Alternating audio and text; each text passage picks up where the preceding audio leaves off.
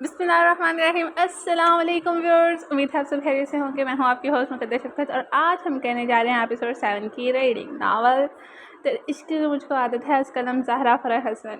तो सबसे पहले अगर आप हमारे चैनल पर न्यू हैं तो सबसे पहले हमारे चैनल को सब्सक्राइब करें, बेल आइकन को लास्ट में हिट कीजिएगा ताकि आने वाली हर वीडियो का आपको नोटिफिकेशन मिल सके।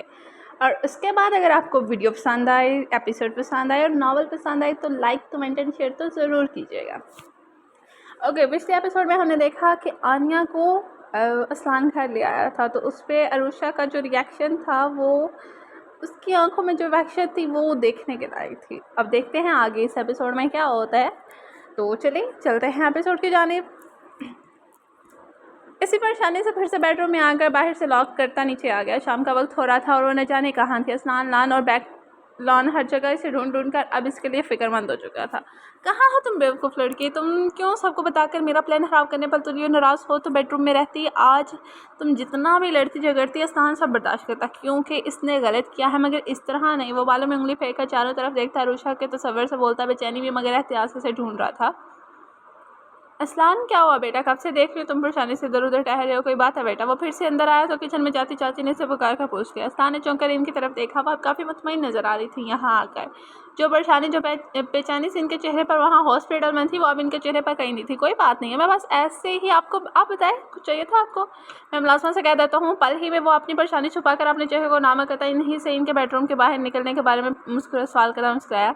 और मैं किचन तक जा रही थी आने के लिए सूप बनाने के लिए। वो झिझक कर बोलती है। असलान को फिर भी इसी झिझक से देख रही थी। आनिया का जिक्र करने पर उन्होंने चुपके से असलान के तासरात जांचे।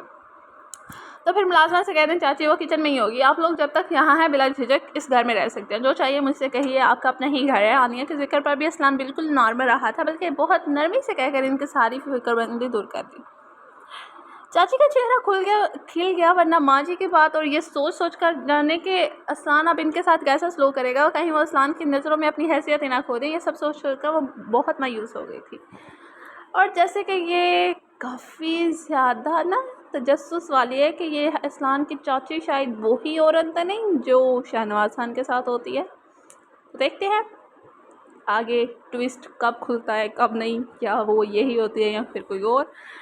अल्लाह तुम्हें खुश रखे बेटा, एक बार तुम फिर से मुझ पर जो एहसान किया है ना, तुम्हारी हमेशा कर्जदार रहूँगी। आनिया के जख्म बढ़ जाएं और इसे अपने इन दुश्मनों से निजात मिल जाए, हम लोग कहीं और चले जाएंगे। वह एहसास तशक्कुर से लबरेज सी भीगी आंखों से इसके रहम दिल मेहरबान शख्स को देख रही थी जिसने हमेशा इन्हें माँ ही कहा ही नहीं बल्कि समझा भी था। चाची मैंने कोई एहसान नहीं किया, मेरा आपके लिए कुछ फ़र्ज़ है जो मुझे पूरे करने हैं। वो इसी तरह मुस्कुराते इन्हें देख रहा था। वो आप क्यों नहीं जाएंगी, कहीं जाएंगी, हवेली आपकी भी है। जहाँ तक यहाँ रहने की बात है, जब तक मैंने कह दिया ना कह दूँ आप यहाँ से मत जाइएगा। वो इसी नरमी से कहता इन्हें अपनी तरफ से पूरी तरह से मुतमईन कर चुका था। सदा खुश रहो बेटा, मुझे तुम पर फ़ख्र है, मगर यहाँ रहना मुनासिब नहीं है शायद। वह कहते हुए फिर से झिझक गई, आवाज़ भी धीमी होगी और इधर उधर देखने लगे। असलान ने ताज्जुब से इन्हें देखा, पूछा क्यों मुनासिब नहीं चाची, किसी ने कुछ कहा आपसे। असलान को शक हुआ कहीं माँ जी ने बुरा भला ना कहा हो।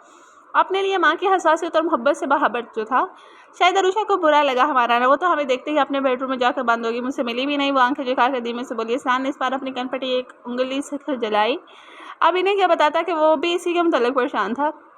मेरी बहू इतनी कमज़ोर नहीं है कि इसे मेहमान भी बुरे लगे। अभी वो सोच समझ कर कुछ बोलता कि अचानक से माँ जी ने आग बड़ी नागवारी से इनकी बात का जवाब दे दिया था। खास तौर पर मेहमान पर ज़रा ढोल डाला गया था कि इनके साथ संजीदा सी हानियाँ भी थी। असलान ने गहरी सांस लेकर माँ जी के सख्त अंदाज देखे। मुझे मालूम है अरुषा बड़ी अच्छी बच्ची है, बस ऐसे ही कह दिया। चाची ने देखते ही ज़रा संभल सी गई थी। जेठानी के तेवर आप बदल चुके थे और वह जान गई थी कि अब इन्हें संभल कर ही तेवर दिखाने पड़ेंगे, खासतौर पर जब असलान घर पर हो। अब कभी मत कहना मेरी बहू के बारे में कुछ, तुम्हारे मुंह से मैं अपनी बहू के बारे में एक लफ्ज़ भी बुरा ना सुनूं। माँ जी एकदम से इतनी चेंज हो जाएंगे, असलान और हरियाँ दोनों को यकीन नहीं आ रहा था। वो बड़े खतरनाक तेवर से चाची को घूर रही थी। चाची ने बड़ी मुश्किल से खुद को कुछ कहने पर रोका हुआ था, वरना जवाब देने तो इन्हें बहुत अच्छे से आता था। असलान अरुषा का है, मुझे इससे बात करनी है। माँ जी चाची को इसी सख्त नज़रों से देखकर मुड़कर इसी सख्ती से स्थान से बोली। असलान दिल ही दिल में घबराया मगर ज़ाहिरी तौर पर सादगी से बोला, वो सॉरी है, रात वो मेरे इंतज़ार में देर तक जा गई थी, इसलिए मैंने ही इसे सोने के लिए बोला। और माँ इसे सोने दे, डिस्टर्ब मत करे, मैं भी कुछ देर रेस्ट करना चाहता हूँ। इससे पहले कि वो अरुषा के बेवक्त सोने पर इसकी खबर लेते बेडरूम में जा पहुँचती और सारा राज खुल जाता, असलान बात बनाकर और अपने रेस्ट का बताकर सीढ़ियों की तरफ मुड़ गया था। इसे पक्का यकीन था कि अब कोई भी इन्हें डिस्टर्ब नहीं करेगा। असलान ने कुछ देर बेडरूम के दरवाजे पर खड़े होकर वेट किया, फिर आहिस्ता कदमों से आकर रेलिंग से नीचे लिविंग रूम की तरफ देखा। नीचे अब सन्नाटा छा गया था। फिलहाल सब अपने अपने बेडरूम्स में चले गए थे। कहाँ चली गई ये पागल लड़की? वो अपनी पेशानी पर मुट्ठी बनाकर हल्के हल्के माता सोच रहा था वो घर के किस कोने में जा सकती। टेरेस, हाँ टेरेस, पर वहाँ मैंने देखा नहीं। असलान के जहन में जैसे ये ख्याल है वो तेज़ कदमों से टेरेस की तरफ जाने वाली सीढ़ियों की तरफ बढ़ गया। टेरेस पर पहुँचते ही वहाँ का डोर एहतियात के तौर पर खोलकर वो टेरेस पर बेचैनी से चारों तरफ ही से ढूंढ रहा था। असलान के बेचैनी से इधर उधर फिरते कदम एक जहाँ पर ठहर के बेताब दिल को जैसे करार आ गया। इसने आसमान की तरफ तशकर से देखकर एक तरफ सुकर सिमट कर घुटनों में मुंह देकर बैठी इस लड़की को देखा जो इसके लिए क्या थी वो खुद अनजान थी और असलान बता भी नहीं सकता था। अरुषा पंजों के बल इसके सामने बैठे हुए अपनी आवाज़ में सारी मोहब्बत को, दुनिया की मोहब्बत को उसमें इसने अरुषा के झुके सर को अपनी उंगलियों से सहलाया। अरुषा ने धीरे से सर उठाकर सामने बैठे असलान को अपनी सुर होती आंखों से देखा। बेतहाशा सुर होती इसकी आंखें हर जज्बात से इस वक्त खाली थी। इसकी आंखों में पहचान के कोई रमक न पाकर असलान परेशान हुआ था। अरुषा क्या हुआ जान, यहाँ क्यों चली आई? असलान जानता था इस वक्त इसकी मोहब्बत ही अरुषा को माज़ी से खींच लाएगी। इसके चेहरे को अपने हाथों में थाम कर मोहब्बत से लबरेज होकर पूछते हुए वही फर्श पर बैठते हुए इसके सर को अपने सीने से लगाकर चूमा था। पता नहीं क्यों चली आई वो इसके सीने से लगे सर उठाकर अब भी से खाली आंखों से असलान को देखती बेचारगी से बोली। असलान ने इसकी हालत पर खुद को मलामत की कि अपने मकसद के लिए वो अरुषा को किस तकलीफ में मुब्तला कर चुका था। नहीं मालूम, आओ चले बेडरूम में चले, कुछ देर चलो आराम कर लो या सो जाना। तुमने खाना भी नहीं खाया ना, चलो मैं तुम्हारे लिए खाना मंगवा देता हूँ। इसके बालों को चेहरे पर से हटाते हुए इसने नॉर्मली बात करके इसे सब बुलाना चाहा। आराम कर लो, मगर कहाँ, मेरा तो कोई घर नहीं, हशम भी नहीं, वो भी मुझसे दूर चला गया। अब मैं कहाँ जाऊँगी? वो बड़ी मासूमियत से इसी तरह अजनबियत से देखती पूछ रही थी। असलान ने अपने निचले होंठों को दांतों से कुचला था। दिल ही दिल में इसकी हालत से निस्तर चुका था। अपने बेडरूम में रूशा, ये तुम्हारा घर है, सिर्फ तुम्हारा, मैं सिर्फ तुम्हारा हूँ, तुम्हारा अपना। असलान चलो उठो, शाबाश, रूम में चलो। असलान ने खुद पर जबर करके इसे साथ लगाए हुए उठाना चाहा। मेरा घर है ये मेरा घर नहीं है, ये इसका घर है, इस गंदी औरत का। वो आ गया, वो गंदी औरत है, वो मुझसे सब छीन लेगी, वो आपको भी मेरा नहीं रहने देगी। गंदे लोग सब छीन लेते हैं, मैं कहीं नहीं जाऊँगी। अरुषा अब भी अपने होशो हवास में नहीं थी। इसने उससे से असलान को खुद से ज़बरदस्ती छुड़ा लिया था और फिर वहीं फर्श पर बैठ गए थे। सांस की शर्मिंदगी और बढ़ती थी और वो भी इसके पास ही बैठ गया था। अरुषा, ये घर, मैं, ये सब तुम्हारा अपने है। वो गंदी औरत तुमसे छीन नहीं सकती, कभी भी नहीं। असलान में सिर्फ तुम्हारा है, अपनी रूशा का वो सिर्फ इससे मोहब्बत करता है। मैं इसमें कभी भी गंदे लोगों को अपनी रूशा की खुशियाँ छीनने नहीं दूंगा। इसके चेहरे को अपने हाथों में थाम कर इसे यकीन बख्श रहा था। आसान के लहजे में मजबूती थी। अरुषा ने इस बार इसे देखकर सब याद करने की कोशिश की। कुछ देर गौर से देखने के बाद इसके जहन में वो मंजर लहराया जब आनिया ने कहा उतरते हुए असलान का बाजू थाम लिया था। अरुषा को सब याद आते फिर से वहशत इसके सर पर सवार हुई थी। असलान वो गंदी औरत है, वो नापाक, इसने आपको छुआ, वो आपको नापाक कर देगी। आपकी ये शर्ट उतारने से ये नापाक हो गया। उतारे, असलान ने ये उतारे। वो जैसे पागल सी हो रही थी। असलान की शर्ट के बटन खोलने की कोशिश करती, इसके हाथों के साथ साथ वो खुद भी पूरी तरह से लड़स रही थी। ये दीवानगी, ये वहशत असलान को इसकी हालत गमगीन कर गई थी। इसने खींच कर इसे अपने सीने से झुका लिया था। वो अनमोल थी, वो अल्लाह की तरफ से दी गई तोहफा थी असलान मीर के लिए। और इसकी हिफाजत करना, इसे बेबना इश्क करना असलान मीर पर अब वाजिब हो चुका था। मुझे कोई नापाक नहीं कर सकता रुशा जान, तुम बेखौफ रहो। अपने बढ़ने वाले नापाक हाथ काट दूंगा, मगर तुम्हें इस जहनी तकलीफ में नहीं डलने दूंगा। इसे पूरी कुव्वत से अपने बाजू में बीनते हुए वहीं फर्श पर बैठ गया। बार बार इसके सर को चुमता, इसे अपनी मोहब्बत का भरपूर एहसास दिला रहा था। असलान वो आपको छुएगी तो नहीं, वो अपनी गंदी निगाहों से आपको देखे तो नहीं, मुझे गलीस नज़रों से बहुत खौफ आता है। असलान ये अपनी हवस पूरी करने के लिए सारी हदें पार कर लेते हैं, जैसे इसने मेरी अम्मी के साथ किया। इसने मेरे सामने मेरी अम्मी को, और जैसे जैसे वो बेड़िया रूशा सहमी छोटी बच्ची की तरह अपने सर ऊंचा करके वो इसी खौफ से असलान से पूछ रही थी जिस खौफ से इसकी शख्सियत में एक गिरा डाल दी थी। जो कुछ इसके साथ हुआ था, अरुषा वैसी निगाहें भाम कर इसी खौफ में मुबतला हो जाती थी। असलान ने अपने होंठ बीच लिए, दिल कहा जाकर अभी इसी वक्त इंसानों के सीनों में हज़ारों गोलियां उतार दी जिसने अरुषा और हशम के बचपन से खेला था। कभी नहीं मेरी जान, कभी नहीं। मैं इसके हाथ काट दूंगा, आंखें निकलवा दूंगा, अपने आप को और अपनी अरुषा के बीच में इसका साया भी नहीं पड़ने दूंगा। असलान ने झुककर इसके चेहरे को कई बार चूमकर धीरे धीरे अरुषा के दिल में सुकून से उतार दिया था। वो पुरसकून से होकर असलान के बेताब लम्स को अपने चेहरे से दिल पे उतरते महसूस कर रही थी। आप ये शर्ट क्यों नहीं उतारे? अरुषा ने आंखें खोलकर असलान को फिर से इसकी शर्ट को देखा। जहाँ इसने छुआ था वहाँ पर मुझे कीड़े रंगते हुए महसूस हो रहे हैं। वो झरझरी लेकर दूर हटने लगी तो असलान ने तेजी से अपने बड़क होकर शर्ट उतारकर दूर उछाल दी। पर एक लिंग से उड़ते जाने कहाँ चली गई थी? आप ठीक है? प्यार से कहकर फिर से अरुषा का सारा अपने सिरे से लगा दिया। वो क्यों यहाँ है? असलान, अरुषा को अब भी कुछ खौफ था। अब सर उठाकर असलान के चेहरे को देखते हुए इसके चेहरे पर अपने हाथ रखकर वहाँ फेरा। बस कुछ दिन के लिए है, फिर चली जाएगी। असलान पर भरोसा रखो मेरी जान। अपने चेहरे पर फिरते अरुषा के हाथों को थाम कर इसने लबों से लगाकर प्यार से कहा था। आप पर भरोसा है असलान, सबसे ज़्यादा, मगर खौफ भी है। अरुषा की आंखों में खौफ अब भी डरे डाले हुए था। सहमी हुई आवाज़ भी अपने खौफ को जाहिर किया। ओके अरुषा, वो सब भेड़िए भी आ जाएं तो असलान मीर का तुमसे वादा है वो तुम्हारी और तुम्हारे हशम की पूरी हिफाजत करेगा। अब कोई भी गंदे हाथ तुम तक नहीं पहुंचेंगे। इसके सरकबोज से लेकर इसने अरुषा के दिल को मुतमईन कर दिया। उससे कोई खौफ नहीं था कि असलान मीर बदल जाएगा, ये यहीं से बेवफाई कर बैठेगा। असलान मीर पर इसे पूरा भरोसा था और इसके किरदार पर कोई फरिश्ता भी गवाही देता तो वो तब भी यकीन नहीं करती। इसे तो हवसज़दा लोगों से हो पाता था जिनकी हवस इन्हें पस्ती में गिरा देती थी, जो मुसीबत से खेलने से भी परहेज नहीं करते थे। जब से असलान इसकी ज़िंदगी में आया था वो मुतमईन हो गई थी, मगर आज आनिया को देखा वो फिर से खौफज़दा हुई थी। लेकिन असलान की भरपूर चाहत और हिफाजत के एहसास ने इसके दिल से खौफ को मिटा दिया था। अरुषा ने इसके सीने पर सर रखकर आंखें बंद कर ली थी तो वो भी होश अरुषा को सीने से लगाए हुए इसके सर को सहलाता वही दीवार से टेक लगाकर आराम से बैठ गया था।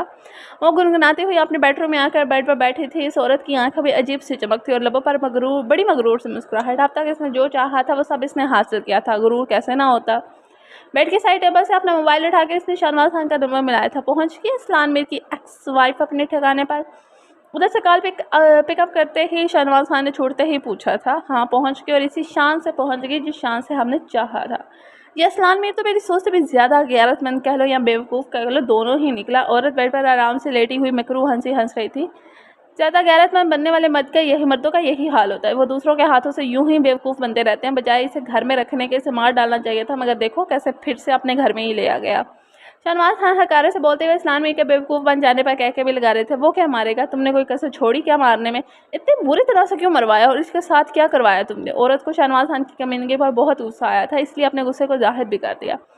इसे कौन सा फर्क पड़ गया, खुद भी बड़ी प्यासी थी, मैंने सोचा कि इसके साथ साथ अपने आदमियों का भी भला कर दूं। शहनवाज खान ने लापरवाही से कहकर जता दिया था कि इनके गुस्से का भी इन पर कोई असर नहीं होने वाला। तुम्हारे आदमियों की बोझ किसी भी 2 टके की औरत से मिट जाती, वो कोई घिरी पड़ी तो नहीं थी। औरत को और भी गुस्सा आया, वो जैसे ही इन पर फ़ोन पर ही गुराई थे।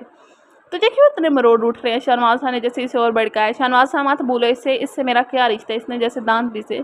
मालूम है मैं अब तुम्हारी बकवास नहीं सुनना चाहता, ये बता मेरी बेटी कैसी है। वो भी इसी औरत के अंदाज में बोलकर बेचारी से अरुषा के बारे में पूछने लगे। तुम्हारी बेटी अपने गैरतमंद शोहर के साथ इसके बेडरूम में आराम कर रही है। अब इस औरत को मौका मिला था शहनवाज खान को रुलाने का। टांग पे टांग रखकर हिलाते हुए इसने इन्हें तपाया। इधर वो सचमुच में दाम गए, एक लम्हे के लिए मोबाइल पर खामोशी छा गई। क्या हुआ है शाह, बेटी के बारे में पूछ रहे थे तुम, तो वो आराम कर रही है अपने बेडरूम में अपने शोहर असलान मीर के साथ, हो सकता है इन दोनों के बीच। शट, आप बकवास बंद करो अपनी। औरत बड़े घटिया अंदाज में आगे बोलती है कि शहनवाज खान ने गुस्से से चीखकर गाल ही कट कर दी। मैं जानती हूँ शहनवाज खान तुम्हारी कमज़ोरी क्या है और तेरी बेटी की कमज़ोरी कौन है। बस सही वक्त का इंतजार है, फिर तुझे तेरी बेटी को अपनी ऐसी गिरफ्त में करना है, अच्छे से जानती हूँ। वो औरत मक्कारी से मुस्कुरा कर सोचते हुए अपने सर को जड़े कर मोबाइल एक तरफ रखती तकिए पर सर रख के लेट गई थी। बादल बड़ी ज़ोर से गरजे तो असलान ने चौंक कर आसमान की तरफ देखा। कई दिनों से बादल इसी तरह आते और बिना बरसे गरज चमक कर चले जाते। अब भी जाने का बस आसमानों ने काले काले बादलों की चादर ओढ़ ली थी और अब शायद बरसने के लिए तैयार थे। असलान ने मुस्कुराकर अपने सीने से लगी अरुषा को सर को देखा। जाने कितनी देर हो चुकी थी, वह ऐसे ही इसे सीने में जकड़े दीवार से टेक लगाए बैठा हुआ था। वो शायद सो गई थी क्योंकि इसके वजूद में कोई हरकत नहीं हो रही थी। इसके बनियान को मुट्ठी में जकड़े वो इसी तरह इसी से लिपटी हुई थी और इसकी सांसों की आवाज़ असलान साफ साफ सुन रहा था। असलान ने ज़रा सा गर्दन टेढ़ी करके झुककर इसके चेहरे को देखना चाहा। इसी वक्त अरुषा ने अपनी आंखें खोलकर खुद को देखते असलान को देखा था। मैं समझा तुम सो गई हो। असलान को सच में ताज्जुब हुआ था कि इसके जागे रहने पर इतनी देर से इसे ऐसे ही लिए बैठा रहा था कि शायद वो सो रही है। अरुषा ने फिर में सर हिलाकर इसके सीने से अलग होने लगी थी। इसने फिर से इसे सीने से लगा लिया। सोने को पूछा था, अलग होने के लिए तो नहीं कहा। चुपचाप जैसे थी अभी तक पड़ी थी वैसे ही पड़ी रहो। इसे ज़बरदस्ती अपने बाजू में दोबारा बेंच का वह मसरूर सा था। असलान बहुत देर हो गया, अब चले नीचे चलते हैं, सब क्या सोचेंगे। अरुषा ने इसे एहसास दिलाना चाहे कि काफ़ी रात हो गई, नीचे सब इनके लिए परेशान हो सकते हैं। वो खुद को छुड़ाने की कोशिश करती, अब सब भूल कर वही अरुषा थी, लड़ती झगड़ती मासूम हरकत करने वाली। कोई कुछ नहीं सोचेगा। मैं कहकर आया था कि हमें डिस्टर्ब ना किया जाए, तो मुतमईन रहो, अब कोई हमें छेड़ने बेडरूम तक नहीं आएगा। इसके सर को ज़बरदस्ती अपने सीने पर रखते हुए वो सरशारिस बोला। रात की तन्हाई इसके महबूब के पास असलान को सब बेहद अच्छा लग रहा था। दिल यही कह रहा था कि वैसे ही इसे अपने आगोश में भरे बैठा रहे। हम बेडरूम में आए, हम टेरेस पर तो हैं असलान।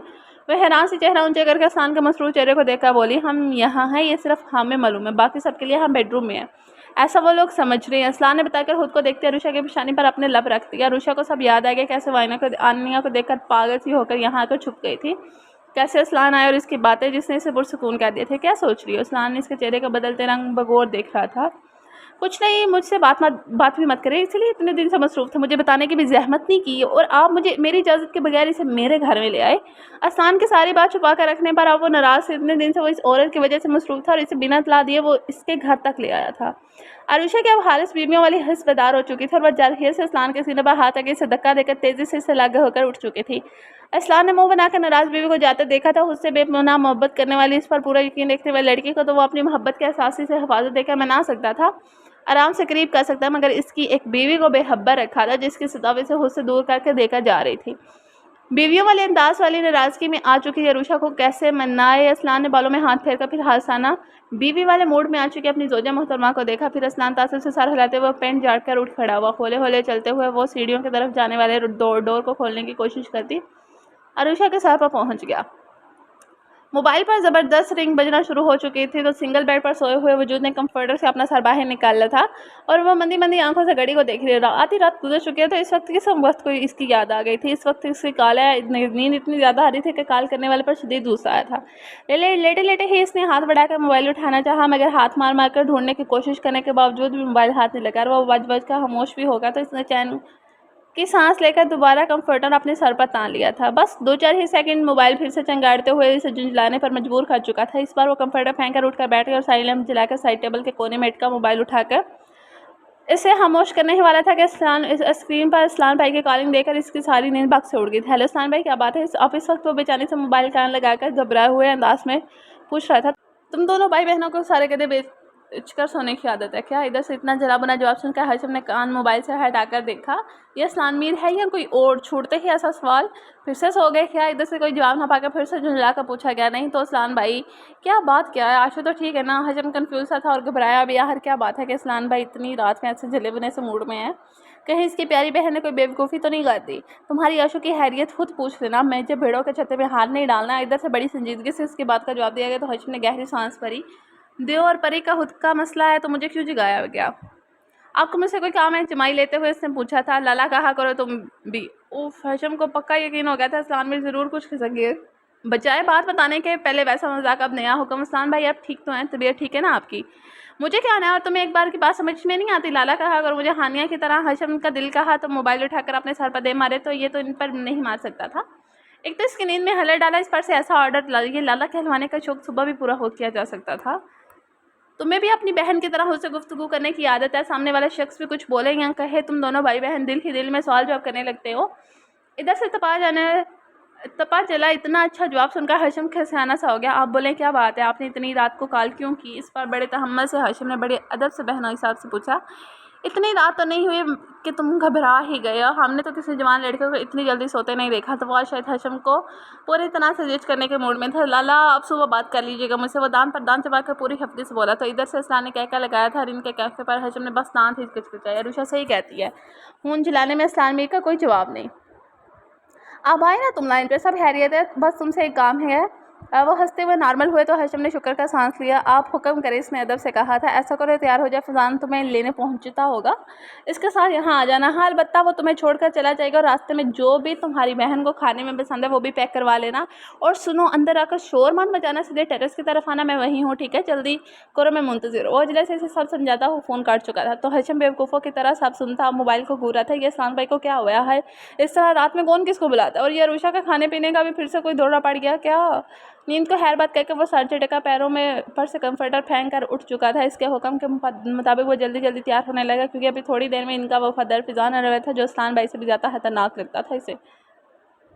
इस्लान भाई मोबाइल दोबारा जीन्स के पॉकेट में रखकर होले से हंस दिया। अपनी बातों से इसने हजम को जो तंग किया था, हजम की हालत का सोच सोच कर इसे हंसी आ रही थी। वो हंसते हुए इसकी तरफ चला है जिधर पूरी बीवियों वाली खूनखार मोड़ में वो छत पर रखी इसे इकलौती चेयर पर कब्जा करके बैठी हुई थी। इस्लान ने अब तक इसे मनाने की कोई कोशिश नहीं की थी क्योंकि वो दोनों दूसरी मुसीबत में गिरफ्तार हो गए थे। टेरेस पर आते वक्त इसने एहतियात के तौर पर ऊपर आने वाला इकलौता डोर लॉक कर दिया था और इधर से शायद मुलाजिमों ने अपनी रोजाना वाली ड्यूटी अंजाम देने के लिए जाते हुए डोर लॉक कर दिया था, इसलिए ना डोर खुलना था ना अरुषा को नीचे जाना था। तब से अब तक अरुषा ने ढेरों से आवाज़ सुना दी थी। वो भी आराम से सुनता हुआ इधर से उधर टेरेस पर टहलता नीचे जाने के लिए तदबीरें सोच रहा था। ऐसी तरकीब की जाए कि वो दोनों नीचे पहुंच जाए और किसी को पता भी ना चले। ये काम फैज़ान बखूबी अंजाम दे सकता था, मगर फ़िलहाल इसका घर में आना वो अफोर्ड नहीं कर सकता था। गार्ड से कहना नहीं चाहता था, तो फिर इसे हजम का ख्याल आया था, कुछ इसे ताने का भी मूड बन गया था, इसलिए इसे कॉल करके वह मुतमईन था।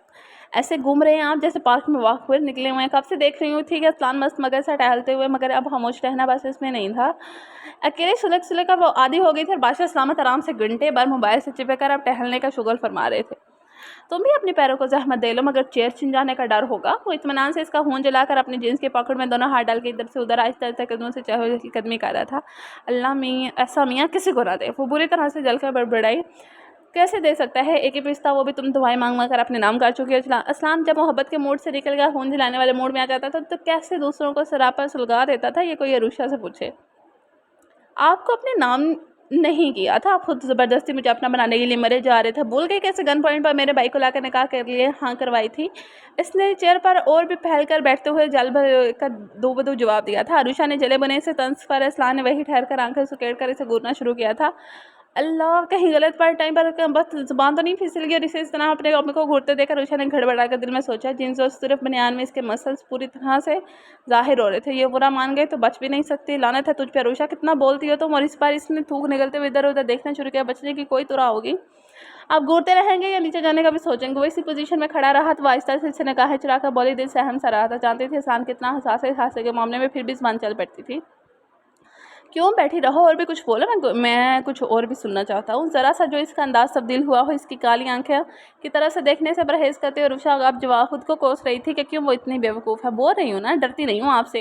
एक तो इस टाइम को मेरे सर पर सवार कर दिया और ऊपर से मुझे ही डरा रही। ज़बान फिसल गई तो क्या करूँ। जैसे तैसे अपने दिल को तसल्ली देकर इसने जुर्रत पैदा करके इसे भी घूरने का शुगल शुरू किया। असलान को 2 ही कदम लगे थे इसके सर पर पहुँचने पर। अरुषा गड़बड़ा गई, आज तो गई काम से वो। ओह! असलान एक झटके में इसकी कलाई जकड़ कर इसे चेयर से उठाकर खड़ा कर दिया और खुद चेयर संभाल कर बादशाहों की तरह अकड़ कर बैठ चुका था। अरुषा जो इसके खींचने पर घबराई थी और किसी और चीज़ की मुंतज़िर थी, इसकी धांधली पर इसकी आंखें खुल गई। अब तुम घूम फिर कर जो चाहे मुझे कह सकते, मैं आराम से सुनूंगा। और आराम से अपनी लंबी लंबी टांगें फर्श पर फैलाकर चेयर की पूंछ पर सर टेक कर आंखें मूंद किया था।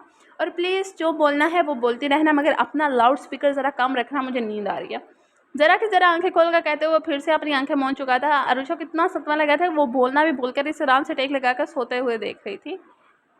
आपकी मंजिल आगे सरकार बंगले के गेट के बाद रोकर फैज़ान ने साथ बैठे जमाई पर जमाई लेते हजम को देखा, जिसकी आंखें नींद की वजह से बोझल हो रही थी, मगर इसके मालिक के कहने पर ये लड़का अपनी नींद कुर्बान के घर में बैठा था। मुझे सर मत कहा करो, मैं तुम्हारा बॉस नहीं हूँ। वो एक लंबी जमाई लेता बेजारी से बोला था। फैज़ान का सर कहना इसे पसंद नहीं आया था। आप मेरे माल के बहुत खास रिश्तेदार हैं, आपके एहतराम तो बनता है। वो संजीदगी से बैक सीट पर डेरो शापर उठाने में इसकी मदद करता अदब से बोला था। हाँ रिश्तेदार हूँ तो क्या, फिर भी मत कहा करो मुझसे तुम बड़े हो, अच्छा नहीं लगता। वो सारे शापर इसके हाथ से लेते हुए मुस्कुराया। फैज़ान ने इस खूबसूरत बंगले इस खूबसूरत शक्ल के साथ साथ खूबसूरत दिल वाले नौजवान को देखा था, जितना सब कुछ अपने साथ बर्दाश्त करने के बावजूद भी हंसता मुस्कुराता रहता था। फैज़ान के बाद वो दूसरी वाहद हंसती थी जिसका फैज़ान अब दिल से एहतराम करता था। तुम जाओ, मैं खुद चला जाऊँगा। हशम सारे शापर्स हाथों में समेट कर डोर खोलने ही लगा था। फैज़ान ने हाथ बढ़ाकर डोर खोल दिया। थैंक्स, शुक्रिया कहते हुए वो कार से उतर गया। फिर वो गेट की तरफ आया। जैसे ही गार्ड्स को हुक्म था कि हशम जब भी आए गेट खोल दिया। जैसे देखते ही गार्ड ने गेट खोल दिया। वो आहिस्ता आहिस्ता चलता लॉन पार करके अंदर जाने वाले मेन डोर को कीज की मदद से खोलकर दाखिल हो गया था। दबे दबे कदमों से सारा वो शॉप पर एक हाथ से थामकर अपनी सर को हुडी के कैप से ढांककर दबे कदमों से बढ़ रहा था। वो चारों तरफ बस इतनी रोशनी थी कि वो आंखें फाड़ फाड़ कर रास्ता तय करता सीढ़ियों की तरफ बढ़ा था, मगर एक जोरदार डंडे जैसे सीधी आकर इसकी कपर पर लगी थी। हशम होड़ बीच कर अपना दर्द बाता फटती से मारने वाले को देखना ही चाहता था कि फिर से एक बड़ा सा डंडा लहराया था और इसे अपने सर पर पड़ जाता।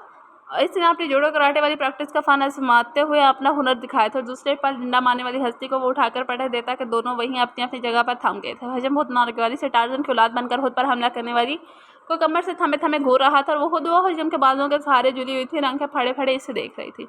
तो तुम हानिया के मुँह से बस सरगोशी में निकला था। हशम ने मुंह बनाकर इसे कमर से अपने दोनों हाथ उठा लिए। वो लहरा कर वहीं दम से सीढ़ियों पर गिर गई। ओ माँ, हानिया की कमर पर बड़ी जोर से लगी थी। कमबख्त ने कमर पर मारे जाने वाले मोब के डंडे का बदला लिया था क्या? इसकी याद से बेनियाज पनाह हशम बिखरे शाह पर जल्दी जल्दी उठा रहा था, जिसने हानिया की वजह से हाथों से गिराने पड़े थे। हानिया अब भी कमर से हिलाते हुए उठकर खड़ी होगी। तुम यहाँ पूछना तो फर्ज बनता था। हानिया ने तेजी से सब समेट कर उठते हशम की हुडी का दामन पकड़कर हिला दिया। वॉल्यूम कम रखा करो। अपनी हुडी इसके हाथों से झटका छुड़ाते हुए सरगोशी में डिप्लो। तुम इस वक्त यहाँ कैसे? हानिया इस बार बस इतनी आवाज़ निकाली कि बस होंठ हिले थे, आवाज़ बाहर नहीं आई थी। वो अरुषा की बेइज्जती थी तो इससे कम तो नहीं हो सकती थी। हजम ने कोफे से सोचा, तुम्हारे लाला ने बुलाया। वो ज़बरदस्ती सुलगते हुए मुस्कुराकर जिसे घूरता सीढ़ियों धीरे धीरे चढ़ने लगा।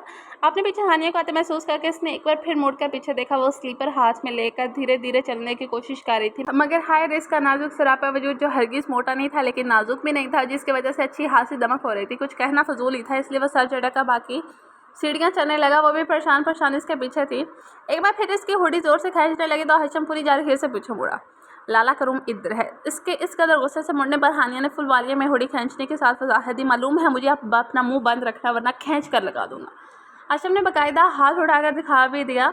हानिया ने जल्दी से मस्कीन वाली शक्ल बनाकर अपने कान पकड़ लिया। हशम आंखें बंद करके सर हिलाता ऊपर जाने वाली सीढ़ियों की तरफ बढ़ा तो वो भी तजस्सुस से इसके पीछे थी। मोबाइल पर रिंग हुई तो उसलान ने फ़कत एक आँख खोलकर भी अभी तक कमर पर हाथ रखकर घूरती अरुषा को देखा। फिर हाथ ऊपर उठाकर पूरी अंगड़ाई लेकर वो चेयर छोड़कर खड़ा हो गया। हाजिर है, बैठ जाए। चेयर की तरफ हाथ से इशारा करते हुए वो दिल जलाने वाली मुस्कुराहट अरुषा की तरफ उछालकर डेट की तरफ बढ़ गया जिधर हशम आ चुका था। रिंग इसी दिन ली थी। इस्लाम ने डोर के पास आकर नाम घुमाई तो वो खुलता ही चला गया। सामने अच्छा खासा नींद में उठे हुए इंसान की तस्वीर बना हशम और पीछे मुंह खोलकर इस्लाम को देखती इसकी अपनी बेवकूफ़ बहन थी। इसे लेकर आना ज़रूर था।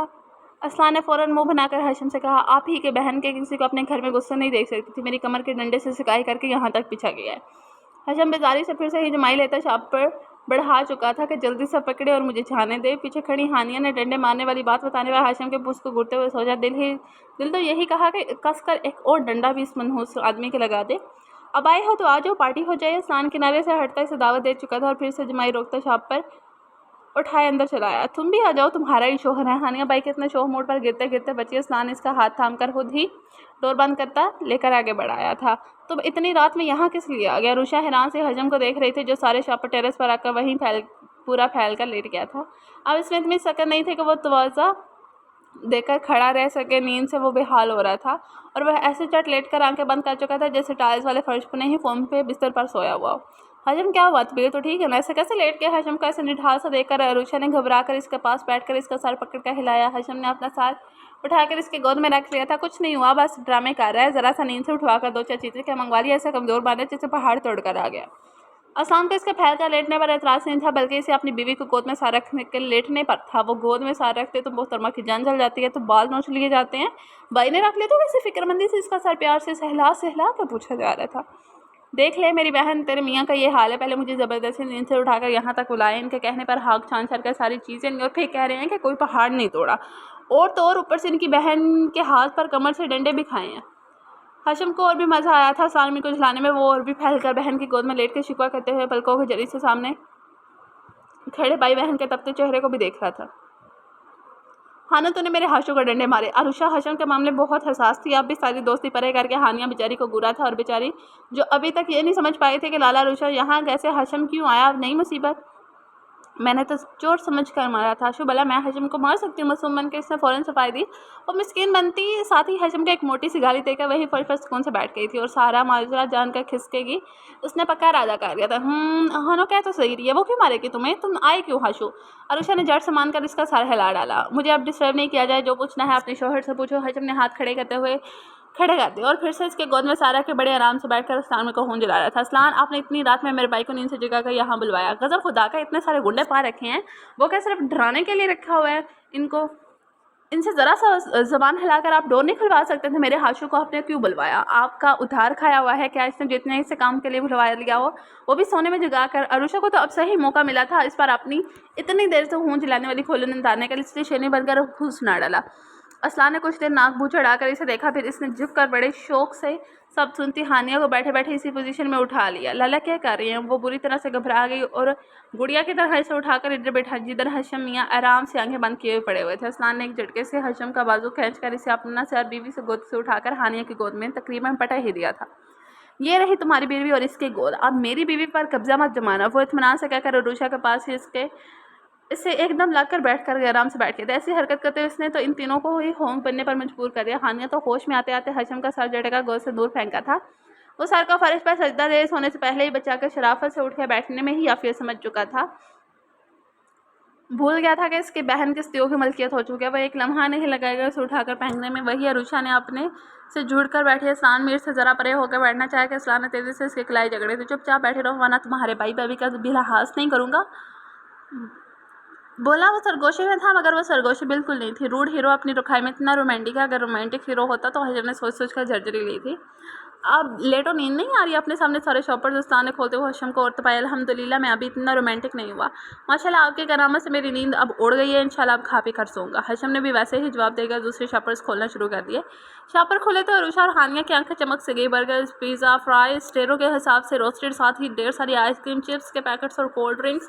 वो दोनों झपट कर इन सारे पैकेट को छीनने की तैयारी कर चुकी थी मगर इनका इरादा जानकर हशम और उस्तान ने सारे शॉपर्स अपने कब्जे में कर लिए। हानिया और अरुषा ने एक दूसरे को इशारा किया और फिर इन चारों ने एक दूसरे के साथ मिलकर वो चिपटी मचा के सारी चीज़ों से इंसाफ किया था कि अगर नीचे सोई हुई माँ जी को पता चला तो वो इनके बच्चे बनकर वो रात के वक्त इस हंगामे पर ज़रूर इन चारों को तो नहीं इन दो की तो अच्छे से खबर ले लेती। मुलाजमा बड़े आराम से अपनी सुबह की ड्यूटी देने के लिए बंगले के अंदर आ गई थी। सुबह आते ही वो सबसे पहले टेरेस पर जाकर वहाँ लगे तरह तरह के पौधों के और फूलों के गमलों को पानी देती थी। अस्लामी का सख्ती से ऑर्डर था, सबसे पहले इन गमलों को पानी देकर आई और वो अपनी यही रोज़ की ड्यूटी अंजाम देने के लिए सीढ़ियों चढ़कर ऊपर टेरेस पर आ गई। दरवाज़ा खुला कैसे? अल्लाह खैर करे, मैंने तो लॉक किया था मगर ये खुला कैसे? वो अपने सीने पर हाथ रखती हैर का कलाम पढ़ती डरते डरते दरवाजे का पूरा खुल के टेरेस पर चली आई थी और फिर इसका मुँह जितना भी खुल सकता था वो खुल गया। वो बात हवासी में ही इन्हीं उल्टे कदमों से नीचे की तरफ भागी थी। बड़ी मालकिन इधर इधर लाउंज में बैठकर तिलावत कुरान पाक करती। माँ जी के वो कदमों में जाकर गिरकर बदहवासी से इनका पूरा घुटना हिला चुकी थी। या अल्लाह क्या है बानो, वो बड़े इंहमाक से तिलावत कर रही थी। बुरी तरह से डर गई। बड़ी मालकिन वहाँ टेरिस पर आप बस चल कर देख ले। वो डरी जमीन से बोली तो वो कुरान पाक बंद करके टेबल पर रख के घबराती सोफे से उतर कर इसके साथ हो रही। फिर टेरेस पर आकर इनका भी मूल खुल गया। वो मुंह पर हथेली रखे अपने चारों अजीज़ों के देख रही थी। बड़ी मालकिन चेक कर लें कहीं किसी ने कुछ खिला पिला तो नहीं दिया वरना ये लोग ऐसे बेसुध पड़े हैं। मुलाजमा ने इनके कान में चिपके से अपना अच्छा बयान कर ओल फोल मत पको, तुम जाओ अपना काम करो। मैं जगाती हूँ इन लोगों को। वो मुलाजमा को डांट कर अफसोस से अपने होनहार हमेशा से अपने ऐसे बच्चों जैसे हरकतों से दूर रहने वाले बच्चे को देख रही थी। वो चारों बेखबर वहीं फर्श पर ऐसे लटके हुए थे जैसे फूलों की सेज पर सोए हुए हो। आसपास बिखरा शॉप पर खाने के खाली डब्बे, आइसक्रीम के पैक्स, कोल्ड ड्रिंक्स के बॉटल्स। लगता है रात भर यहीं बैठकर खाया पिया गया था।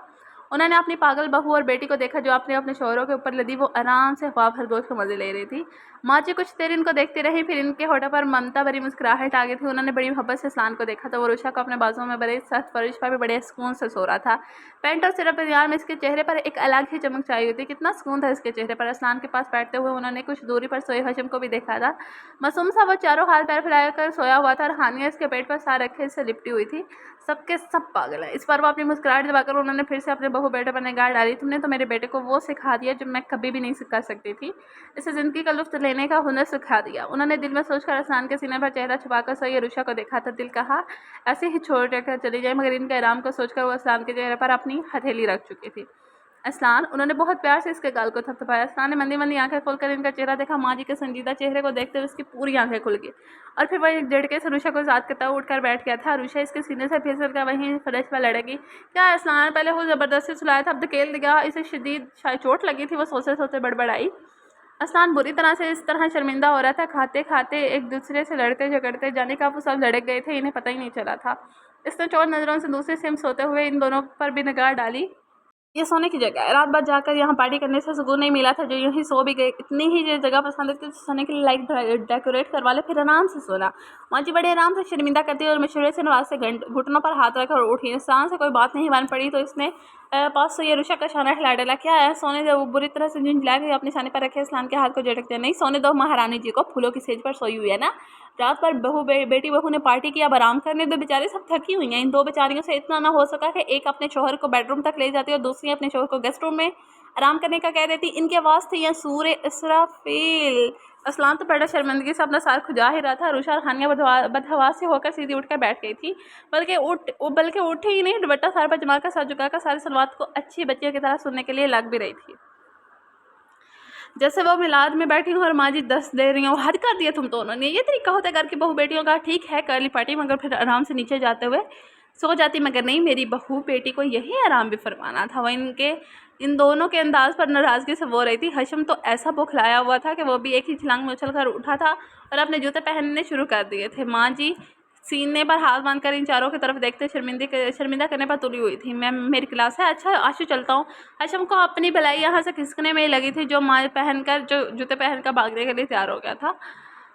जहाँ खड़े हो वहीं खड़े रहो, खबरदार जो बिना नाश्ते के यहाँ से गए। माँ जी एक ही डांट पर वो सर झुकाकर जमकर खड़ा हो गया था।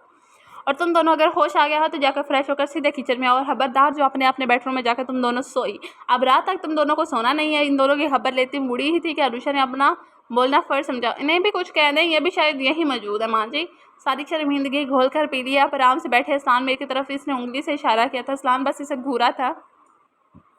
अस्लान फ्रेश होकर नीचे आ जाना और सख्त फर्श पर लेटे थे। कमर में दर्द हो गया। और अनुषा से मसाज करवाना। वो बोली भी तो क्या, अस्लान का दिल है कहा। दिल खोल कर कहका लगाई और अनुषा का मुंह खुल गया। ऐसी नाइंसाफ़ी, बड़ा गहरा सदमा लगा था इसे। पास बैठी हानिया ने हाथ दबा कर तसल्ली बख्शी और हशम भी अपनी मुस्कुराहट दबा ली। माँ जी अपनी मुस्कुराहट छुपाती वहाँ से चली गई थी तो अस्लान के कहके ने अनुषा को इतना जला दिया कि वो तेज़ी से उठकर वहाँ से वॉकआउट ही कर गई।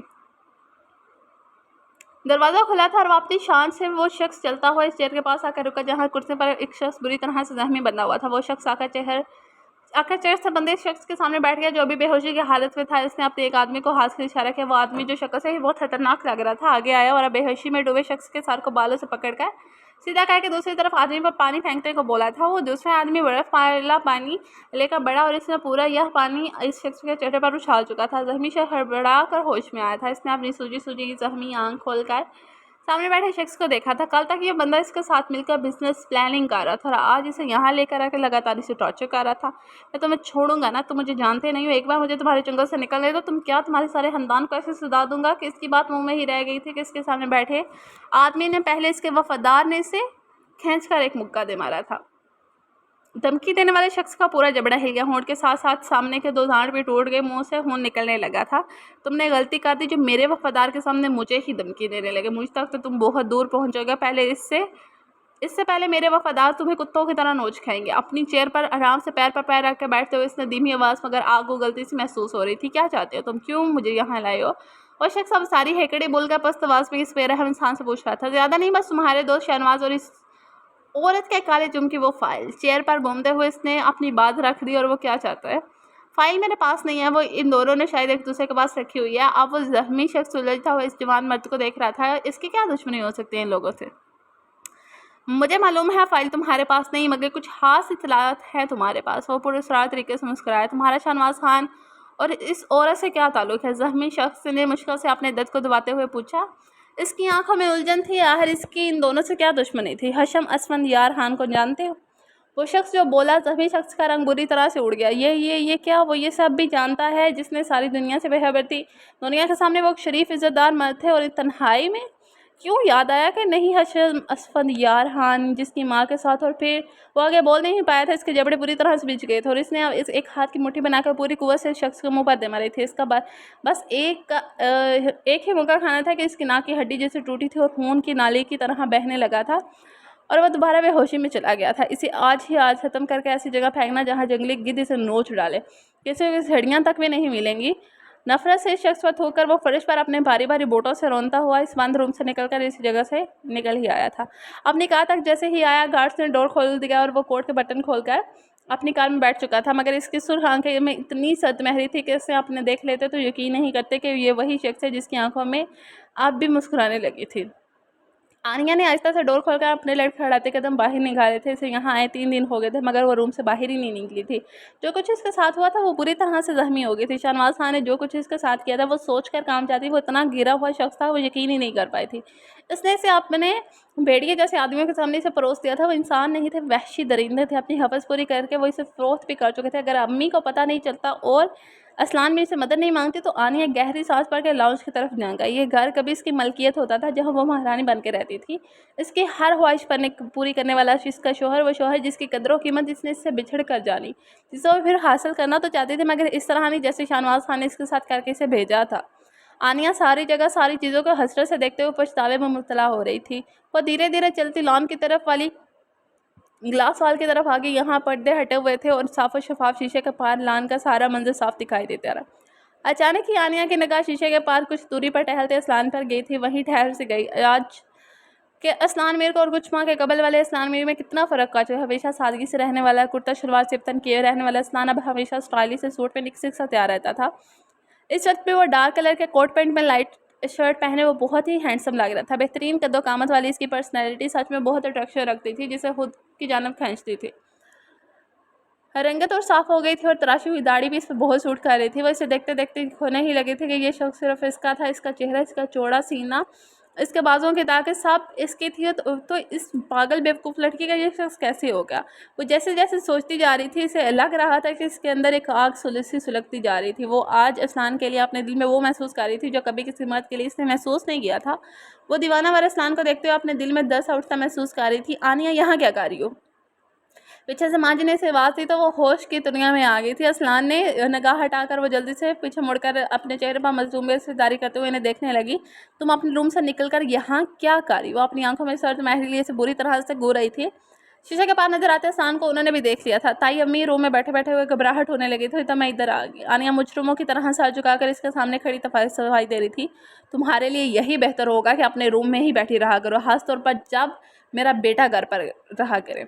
मैं अब तुम्हारा साया भी अपने बेटे पर पड़ने नहीं देना चाहती। वो बहुत ही नफरत से इसके जख्मी चेहरे को देख कर रही थी। आनिया को इनकी नफरत ने दुखी कर दिया था। इसकी आंखों में आंसू आ गए। बहुत देखे हैं तुम्हारी जैसी औरतों के मगरमच्छ वाले आंसू। तो मेरे बेटे को अपनी मसलूमियत का एहसास दिला सकती हो आनिया बीबी, मगर मुझे नहीं। एक दुनिया देखी है मैंने, सब समझती हूँ तुम माँ बेटी के ड्रामे। वो जैसे अपने लबों से इस पर अंगारे उलट रही थी।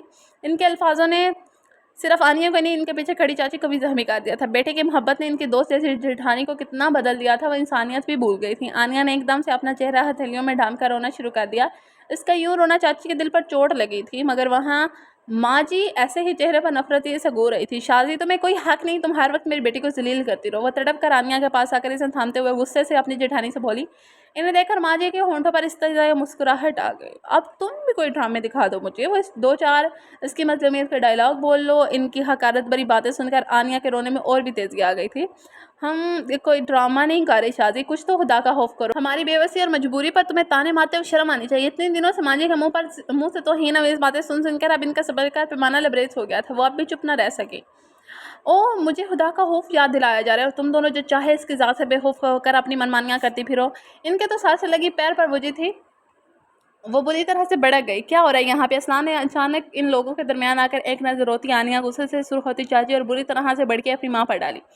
असलान, तुम आज ही हमारा ठिकाना कहीं और कर दो। चाची ने इसे देखते कती ही लहजे में कहते हुए माँ जी को गुरा था। हाँ कर दो, मैं भी देखती हूँ तुम जाती हो कि नहीं। माँ जी, इसने इस बार तंज से माँ बेटी को देखा। चाची, आप कहीं नहीं जाएंगी जब तक मैं नहीं चाहूँगा, और मैं बिल्कुल नहीं चाहूँगा कि मेरे घर की औरतें इतनी तेज़ आवाज़ में लड़ें कि इनकी आवाज़ें घर से बाहर जाएँ और मुलाजमीन मज़े ले लेकर सुने। वो इन तीनों को बारी बार देखता बहुत सख्ती से कह रहा था, आज के बाद मैं किसी को भी किसी लड़ने की आवाज़ नहीं सुनूंगा। इस घर में सब अपनी मर्जी से रह सकते हैं, जो चाहे कर सकते हैं, कोई किसी की ज़ातियात में दाखिल नहीं देगा। समझ गई आप लोग? आइंदा से मैं किसी को बहस करता ना देखो। इस्लाम भी सख्ती से सबको बारी बार देखता इन लोगों को बहुत कुछ समझा चुका था। अपनी बात कहकर वो रुका नहीं था। जैसे आया था वैसी तरह वापस चला गया था। माँ जी ने जबड़े बेंच का पुरसुकून से चाची और रोना धोना बंद कर चुकी आनिया को देखा था। वो दोनों जिस तरह से इन्हें देख रही थी वो सब समझ कर बस इन दोनों को शोलावर निगाहों से देखते हुए मुड़ी। वो फिर रुकी नहीं थी, बहुत तेजी से मुड़कर इधर गई जिधर अरूशा आराम से हानिया साथ मसरूफ थी और अब इनका सारा नजला इसी पर गिरने वाला था।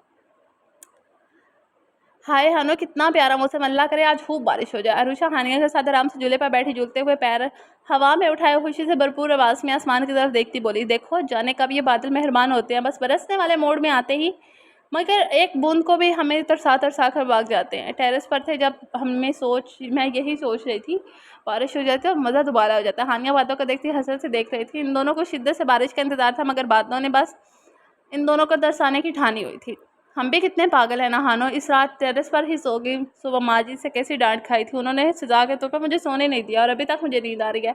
अरुषा ने एक बड़ी सी जमाई ली थी। सुबह स्नान के ऑफिस जाने तक अस्तान ने सोने नहीं दिया था, फिर दोपहर में वो खुद नहीं सोई थी, शाम होने तक सोना चाहा तो माँ जी का ऑर्डर था, खबरदार अस्तान के आने का वक्त है जो सोई तुम। इसे खूब अच्छे से दुल्हन की तरह सजा संवार कर अब तक जगाए रखा है। और शांत है कि ऑफिस से लेट आने के बाद मोबाइल में चिपके हुए थे और इनके काम ही खत्म नहीं हो रहे। वो चाहते थे स्नान रूम में जाए तो वो भी पहुँच कर आराम से बैठ फैल कर सो जाए। असलाम की ये आदत अच्छी थी कि वो इसे सोने पर मना नहीं करता था। कहाँ खो गई तुम? इसे अपने ख्यालों में खोए हुए देखकर हानिया ने कनी मारकर टोक दिया, कुछ नहीं, इस रात मज़ा आया था नहानो। वो फिर से जोर से इस रात वाली बात दोहराने लगी थी। हाँ, तुम्हें लाला ने मनाने के लिए इतनी अच्छी प्लानिंग करके पार्टी दे दी। हानिया ने शरारत से इसके गुलाबी गाल नोचे। हाक में ना इससे पहले मेरा खून सेरो खून जला डाला था। अरुषा को पहले वाली लड़ाई याद आ गई, कैसे इसे मनाया भी नहीं था और इसे सताते हुए सारी प्लानिंग कर डाली थी। लाला बहुत चेंज हो गया, आशु इन्हें तुम्हारी मोहब्बत ने बदल डाला, पत्थर पिघल गया।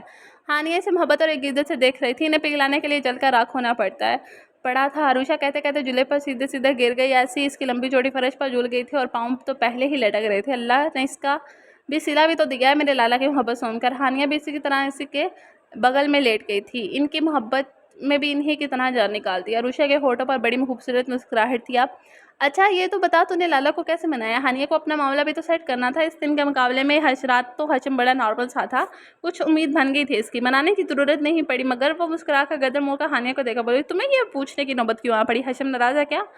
हानिया ज़रा सा गड़बड़ा के संभल गई, नहीं एक्सपीरियंस के लिए पूछ रही हूँ, आखिरकार तुम मुझसे पहले शादी हो जो करके बैठ गई हो, बोलना लाला को कैसे मनाती है तुम? वो आहिस्ता से बोलते बोलते आखिर में इसका बाजू हिलाकर पुरशौक नज़र से इसके चेहरे को देख भी रही थी। ऐसे बोल रही हो जैसे मेरी शादी को 50 साल हो गए हैं, अभी तो मैं बिल्कुल नई नवेली दुल्हन हूँ। वो अपने पाँव की मदद से झूला हिलाती हुई झूलते हुए शर्माने की कोशिश करने लगी थी। और मुझे क्यों लग रहा है कि हमेशा तुमने नई नवेली दुल्हन ही बनी रहोगी और मेरा बेटा बस तुम्हें बेतहाशा खिलाने और सुलाने की ही ड्यूटी निभाता रहेगा। वो दोनों अपने में इतनी मस्ती के खबर ही नहीं हुई थी कि माँ जी अपना सारा नस्ला गिराने के लिए इसे ही ढूंढते हुए यहाँ तक इसके सर पर पहुँच गई थी। अरुषा और हानिया की सारी खुशी बौखलाहट में बदली और वो दोनों हड़बड़ा कर झूले से उल्टते उल्टते बची थी। आपने अपने गोद में आराम फरमाते दुपट्टे को सलीके से सर पर जमाने की भी कोशिश शुरू कर दी थी। सारे अकल से पैदल यहीं आनी थी ताकि मैं समझा कर खुद पागल हो जाऊँ। माँ जी दोनों को एक कुच्चा जमान जाने वाली के लिए घूर रही थी। वो दोनों बस इन्हें देख कर रह गई थी, बस इस बात पर क्या कह सकती थी। तुम्हें कोई और काम है कि नहीं? जब देखो अपनी भाभी के साथ घुसी रहती हो। उससे तुम्हारे भाई के लिए लाई थी या तुम्हारा दिल बहलाने के लिए? उन्होंने पहले हानिया के तुम्हारा दूसरा करना ज़्यादा बेहतर समझा था। माँ मेरी बेस्टी है ना, और हम तो इतने दिनों बाद मिले हैं, वरना रहती तो ये लाला के साथ ही है, इतनी बातें करती रहती है हमें। हानिया ने मासूमियत के आगे पीछे पिछले रिकॉर्ड तोड़ दिया। माँ जी से कुछ कहे ना कहे मेरी बेस्टी है और मुझे बहुत प्यारी है, क्या हो गया कि मैं ज़रा सा वक्त इसके साथ गुजार लेती हूँ। और उषा मोहब्बत से बोलकर हानिया के गले से लिपट कर मोहब्बत का इजहार भी कर रही थी। यही हाल हानिया का भी था। माँ जी का दिल कहा इन दोनों का सर एक दूसरे से टकरा कर हिला दें, शायद इसी बहाने दिमाग में हरकत पैदा हो जाए। खींच कर एक लगा दूंगी ना तो सारी मोहब्बत निकल जाएगी। वो सचमुच में ही इन दोनों को मारने का इरादा कर चुकी थी। माँ जी आप लाख हमें तलवार से भी मार देंगे ना, मगर हमारी आपस की मोहब्बत का भी काम नहीं कर सकती। हम बेस्टी हैं और रहेंगे, कोई भी जालिम समाज हमारे बीच नहीं आ सकता। अरुषा हानिया का हाथ थमकर ऊंचा करके लीडरों वाले रूप पे आ गई थी। माँ जी ने दांत खचखचाते हुए अपनी जोशीली बहू की तकरीर सुनी। वाह क्या हिम्मत आ गया तुम में, एहसान से ही कहता है मेरी बहू सिर्फ डरने का ड्रामा करती है। वो ताली बजाकर एक एक लफ्ज़ चबाकर बोली, माँ जी इनकी बात पर यकीन मत कीजिएगा, एक नंबर के झूठे हैं। अरुषा ने झट से अपनी दफा किया, मैं बहुत डरती हूँ, बहुत बहुत। मुझे ककरों से डर लगता है, बल्कि हर कीड़े से डर डरे, छिपकली से मैं जान जाती है, अंधेरे में तो मैं मर ही जाऊँगी। बारिश हो तो अच्छा है, मगर बिजली कड़के तो मैं डरती हूँ। और तो भी बताना मैं कितना डरती हूँ। उंगली पर अपना डर गिनते गिनते बगल में खामोश खड़ी हानिया को टोका दिया। हानिया फ़ौरन हरकत में आ गई। हाँ इसे हॉरर मूवी देखने का भी शौक है, मगर इतना डरती भी है। ये लाला घर के गंजे वाले गार्ड से भी डरती है, हाँ ये बाइक में बैठने से भी डरती है। और अब याद नहीं, हानिया जोश से शुरू होकर आहर में शाने झुकाकर खामोश हो गई। माँ जी बस इन दोनों के लगातार चलते मुँह को देखकर दिल में पेचो-दाव खा रही थी। मैं आसान के गुस्से से बहुत डरती हूँ। पहले तो हर वक्त जिलाद में नहीं रहते थे, अब तो हर वक्त डरती थी, मगर अब बस गुस्से से डर लगता है। और जब वो बोलते बोलते चुप हो गई, दुपट्टे के कोने को मुंह में डालकर चबाना शुरू कर दिया। अब इतनी बेशर्म भी नहीं हूँ कि मैं सास के सामने इजहार कर दूँ। माँ जी को इसके शर्माने की एक्टिंग जहर लगी। क्यों रुक गई, क्यों? बोल तो बस, इसी मामले में तुम डरी सहमी बन जाती हो, वरना माशाल्लाह तुम्हारा डर में ये हाल है, डरती तो कह ढहा देती तुम। माँ जी ने पूरे पूरे इसे शर्मिंदा करने की जिम्मेदारी उठा ली थी। वो किसियानी सी होकर सर झुका गई। हानिया ने तरहम भरी निगाहों से अरुषा पर डाली, जिसकी इतनी डेंजरस सांस है। अल्लाह का शुक्र है कि इसकी सिरे से सांस ही मौजूद नहीं है। इतनी देर से तुम्हारी बकवास सुन ली, अब मेरी सुनो। और खबरदार जो बीच में तुम दोनों ने एक लफ्ज़ भी बोला। इस बार माँ जी पूरे जलाली मोड़ में आकर उंगली उठा चुकी थी। अरुषा ने अपनी हैर बनाने की दुआ शुरू कर दी थी। आज से और अभी से तुम मैं कह दे रही हूँ, अरुषा असलान के ऑफिस जाने से पहले और आने के बाद तुम एक लम्हा भी इससे दूर ना नजर आओ। हर वक्त इसके साथ ही नजर आती रहती हो। और खबरदार जो इस बीच अपनी नंद के साथ नजर आई। उन्होंने उंगली से हानिया की तरफ इशारा किया। दोनों ने एक दूसरे की शक्ल देखी। नहीं नहीं माँ जी, मुझे मेरी बेस्टी से जुदा मत करे। मैं जब तक अपना पेट इसे कहकर हल्का नहीं करूँ मुझे चैन नहीं आता। अरुषा वे साथ हानिया से लिपट कर 19वीं सदी की हीरोइन बन गई थी। माँ जी का दिल कहा अपना सर पीट लें। अरुषा मुझे तुम्हें जूते मारने से कोई नहीं रोक सकता। वो जूते उतारने के लिए हाथ बढ़ा चुकी थी। नहीं माँ ऐसे जुल्म मत करें, ये मेरी बहन, इसे मत मारे, ये मेरी अब इकलौती नंद भी है, इसे कुछ हो गया तो इसका भाई मुझे कच्चा खा जाएगा। आप इसके बदले मुझे मार लें। अगर इस ऑस्कर और वारिस पर मिलना होता तो इन दोनों को ही मिलना था, ये बिल्कुल तय था। अरुषा और हानिया 1 मिनट में तुम दोनों अलग नहीं हुई तो मेरा जूता होकर तुम दोनों का सर। वो इतनी संजीदगी से अपना जूता उतार चुके थे कि दोनों हैरियत बनाती हुई अलग हुई। अभी और इसी वक्त जाओ अपने रूमी और इस्लान के साथ ही रहना। यहाँ मैं इसका घर बचाना चाहती हूँ और इसके ड्रामे सोच रही हैं। वो बहुत ज़्यादा गुस्से में आ चुके थे। दोनों ने इस बार ज़बान हिलाना मौत को दाव देने के लिए लगा था, इसलिए चुप ही रही। अरिशा सीरियसली कह रही हूँ कि 1 मिनट भी तुम अस्लान के बिना नज़र नहीं आना चाहिए। हर वक्त इसके साथ रहो, 1 मिनट भी नहीं तो 1 मिनट भी नहीं। मैं नहीं चाहती वो अकेला और इसकी बुरी नज़र मेरे बेटे पर पड़े। वो बोलते बोलते बड़बड़ाई, 1 मिनट भी नहीं। अरुषा ने बेचारी सी शक्ल बनाकर पूछा, 1 मिनट भी नहीं, वरना मैं होंगी और तुम जानती नहीं, ज़बरदस्ती पर उतर आओगे ना तो तुम्हारा सारा ड्रामा निकलवा दूंगी। वो धमकी देते इसे दुनिया की सबसे डेंजरस सांस लगी थी। बेबसी और बेचारी से बनकर एक अलविदाई निगाह हानिया पर डाली, ज़्यादा ड्रामे मत किया करो, बधाई नहीं हो रही तुम्हारी, अब भागो यहाँ से। माजी को इन दोनों के ड्रामाबाजी ने परेशान कर दिया। झुंझलाकर इसे भगाया तो इस बार भागने में ही अरुषा को आफियत लगी थी और बार बार अपनी गीली आंखें रगड़ती अंदर आई थी। हर बार होने वाली इज्जत और सफाई पर आज न जाने क्यों आंसू छलक पड़े थे, इसलिए इसकी बार हानिया से जुदा कर दिया गया था। लो अब बस कुछ दिनों के लिए वो यहाँ है और वह इससे अलग होकर इनके बेटे से चिपक जाओ। वो जितना सोचती आंसू इसी रवानी से बह जाए। वो लिविंग रूम से गुजरकर रूम में जा ही रही थी कि असलान ने भी इसी वक्त मोबाइल पर बात हजम करके अंदर कदम रखा था। जब इसकी निगाह सूसू करती अरुषा पर पड़ी, वो बार बार छिलकती आंखों को मूंझती इसके दिल को बेकरार कर गई थी। वो घबरा कर कुछ और सोचता तेज कदमों से इसकी तरफ आ गया। अरुषा क्या हुआ है मेरी जान, रो क्यों रही है? वो तेजी से इसके पास आकर इसका बाजू खींचकर अपने गिरफ्त में भी ले लिया। अरुषा ने कुछ नहीं कहा, बस इसके सीने पर हाथ रखकर रोक दूरी बनाई थी। इस आदमी के रोमांस टाइम पर वो हफा हुई थी। खुले लाउंज में खींचकर सीने से लगाने की कौन सी तुक थी? क्या हुआ? किसी ने कुछ कहा है? इसके दूर हटने पर स्थान कुछ और सोचता संजीदा हो गया। मुझे किसी ने क्या कहना है? हम कहाँ हैं पहले वो तो देख लें। देखते ही लगे जप्फी शप्पी देने। वो दूर हटती अपनी असली बेवकूफ़ी से बोली। तस्ना ने गहरा सांस लिया। इसके अंदाज हमेशा वाले थे, कोई और बात नहीं थी। वो पुरसुकून होकर मुस्कुरा भी दिया था। ओके चलो रूम में चलते हैं, वहाँ सुकून से जप्पी शप्पी दूंगा और फिर बताना क्या बात होगी। जो मेरी क्यूटी रो रही है। स्थानीय शरारत से इसके सुरखोदी नाक अपनी एक उंगली से छुई थी। हाँ चले, यही आर्डर तो जारी किया है उन्होंने। वहाँ से रगड़ रगड़ का गालों से पूछती इसका बाजू थाम गई। वाओ आर्डर तो ज़बरदस्त मिला है, चलो वही तुम्हारे आंसू अच्छे से साफ़ करूँगा। असलान इसके कमर में हाथ डालकर खुद से लगा गया, साफ़ करना यही कर लेती हूँ। अरुषा को इसकी खुशी पर तपन हुई थी। अपनी बहती नाक अपने बहते आंसू इसके कीमती कोट के आस्तीन पर रगड़ कर साफ कर डाले। गंदी बच्ची। असलान ने बस इतना कहकर अपना कोट उतार कर उसके चेहरे पर फेंक दिया। छी। वो चेहरे से कोट उठा के दो फेंक कर इसे घूरने लगी। आ जाओ, अभी शर्ट बची है।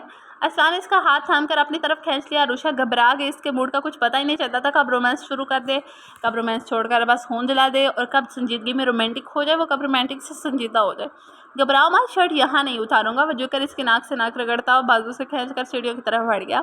वो एक तरफ खड़ी इन दोनों को चुपके से देखती, आंखों में हैरानी के साथ साथ सदमा भी उतर आया था। वो असलान मीर नहीं था, वो तो कोई और ही बंदा था। असलान मीर इतना कैसे बदल सकता था और वो एक बेवकूफ़ सी लड़की से ऐसे मोहब्बत से कैसे पेश आ सकता है? इसकी इतनी पसंद इतनी बदल सकती है? आनिया की आंखें गम और गुस्से से फटी रह गई थी, मगर इन आंखों को ये नहीं मालूम था कि जहाँ किसी से इश्क हो जाए तो अपनी पसंद नापसंद सब बस तो पर्दा हो जाता है।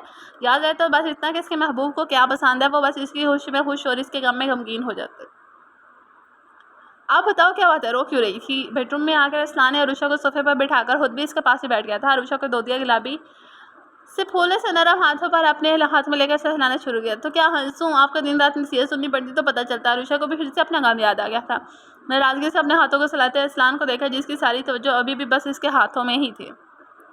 किसने की नसीहत वरना समझी से सर उठा कर रुषा के चेहरे को देखने लगा, मगर इसके हाथ अपने हाथों के गिरफ्त से ज़ात नहीं की थे। और कौन करेगा? माँ जी ने की और वो भी डांटा। और फिर से वो ढेर सारा अपनी यानी पूरी बेइज्जती कर डाली। शिकवा करते हुए रुषा की आंखें फिर से नम होंगी। तुम्हें बुरा लगता है इनका डांटना? सानवी ने अपनी आंखों में ढेरों मोहब्बत लिए इसके हाथों को उठाकर अपने बस लगाते हुए पूछा।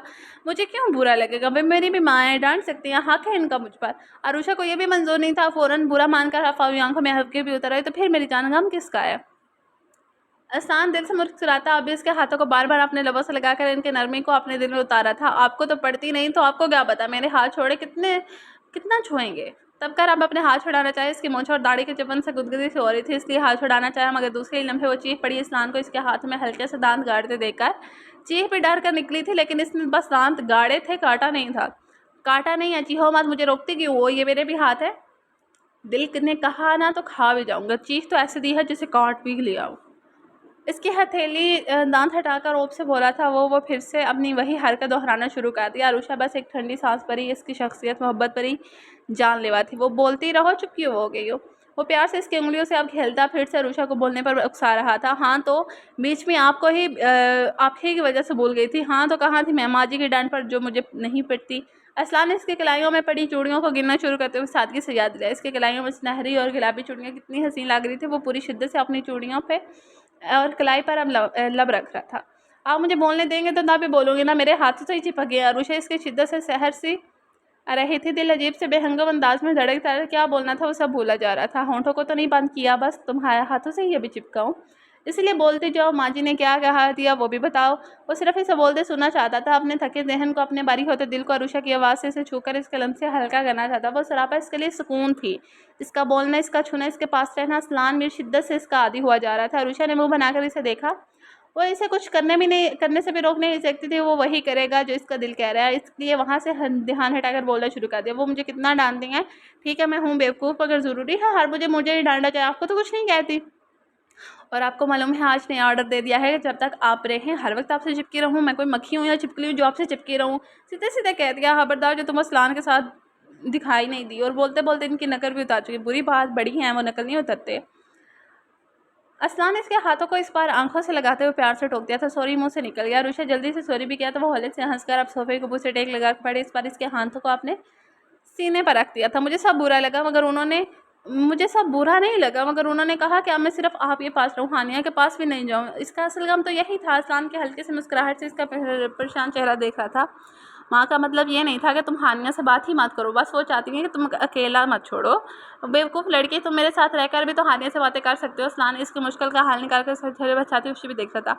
और क्या, मैं यूँ भी तो कर सकती हूँ, जब तक वो यहाँ है इसे अपने बेडरूम में बुला लूँगी, ठीक है ना। असलान का दिल कहा कि इस लड़की का ज़ोर से सार हिला डाले। ये बताओ मैं ऑफिस कितनी देर रहता हूँ। अब इसका हाथ छोड़कर वह सीधा होकर बैठते हुए संजीदगी से इसे देख रहा था। सुबह से शाम तक अरुषा ने सादगी से बताया। इस बीच इतने घंटे तुम हानिया से बक कर सकते हो, इसके बाद सारा वक्त मेरा। असलान ने कहकर फिर से इसका हाथ थाम लिया था। तो आप मेरी जान, माँ की बातों पर पूरा अमल किया करो। मेरे आने के बाद, मेरे जाने से पहले बस मेरे करीब रहो। वो बस अब इसके बालों को चेहरे से हटाते हुए इसके कानों में पहने गए झुमकों को भी छू रहा था। आपके ही साथ तो रहती हूँ, कुछ दिन तो हानो यहाँ रहेगी। असलान, अरुषा चिढ़कर कहते घबरा गई थी। असलान ने इसे खींचकर अपनी गोद में ही बिठा लिया था। अपने एक हाथ इसकी गर्दन के पीछे ले जाकर आपने इसके बालों से जकड़ा था और दूसरे हाथ से इसके जबड़े जकड़ लिए। सब यहाँ है तो इसका मतलब ये नहीं है कि तुम मुझसे लापरवाह हो जाएगी। माँ जी कहती या ना कहती, मैं पहले भी की तरह मेरे ऑफिस जाने से पहले और आने से पहले तुम्हारा ये वजूद, तुम्हारी सारी बेवकूफ़ाना हरकत समेत मुझे मेरी निगाहों के सामने में ही नज़र आता रहना चाहिए। अरुषा सहमी इसकी आंखों में जंगती जुनूनियत को देखती थी। इसकी ऐसी शदीद रद्द-अमल से डरती थी। मुझे तुम्हारे दिल पर बस अपनी हुकूमत चाहिए। यहाँ सबसे पहले असलान मीर की जगह होनी चाहिए और किसी का नहीं।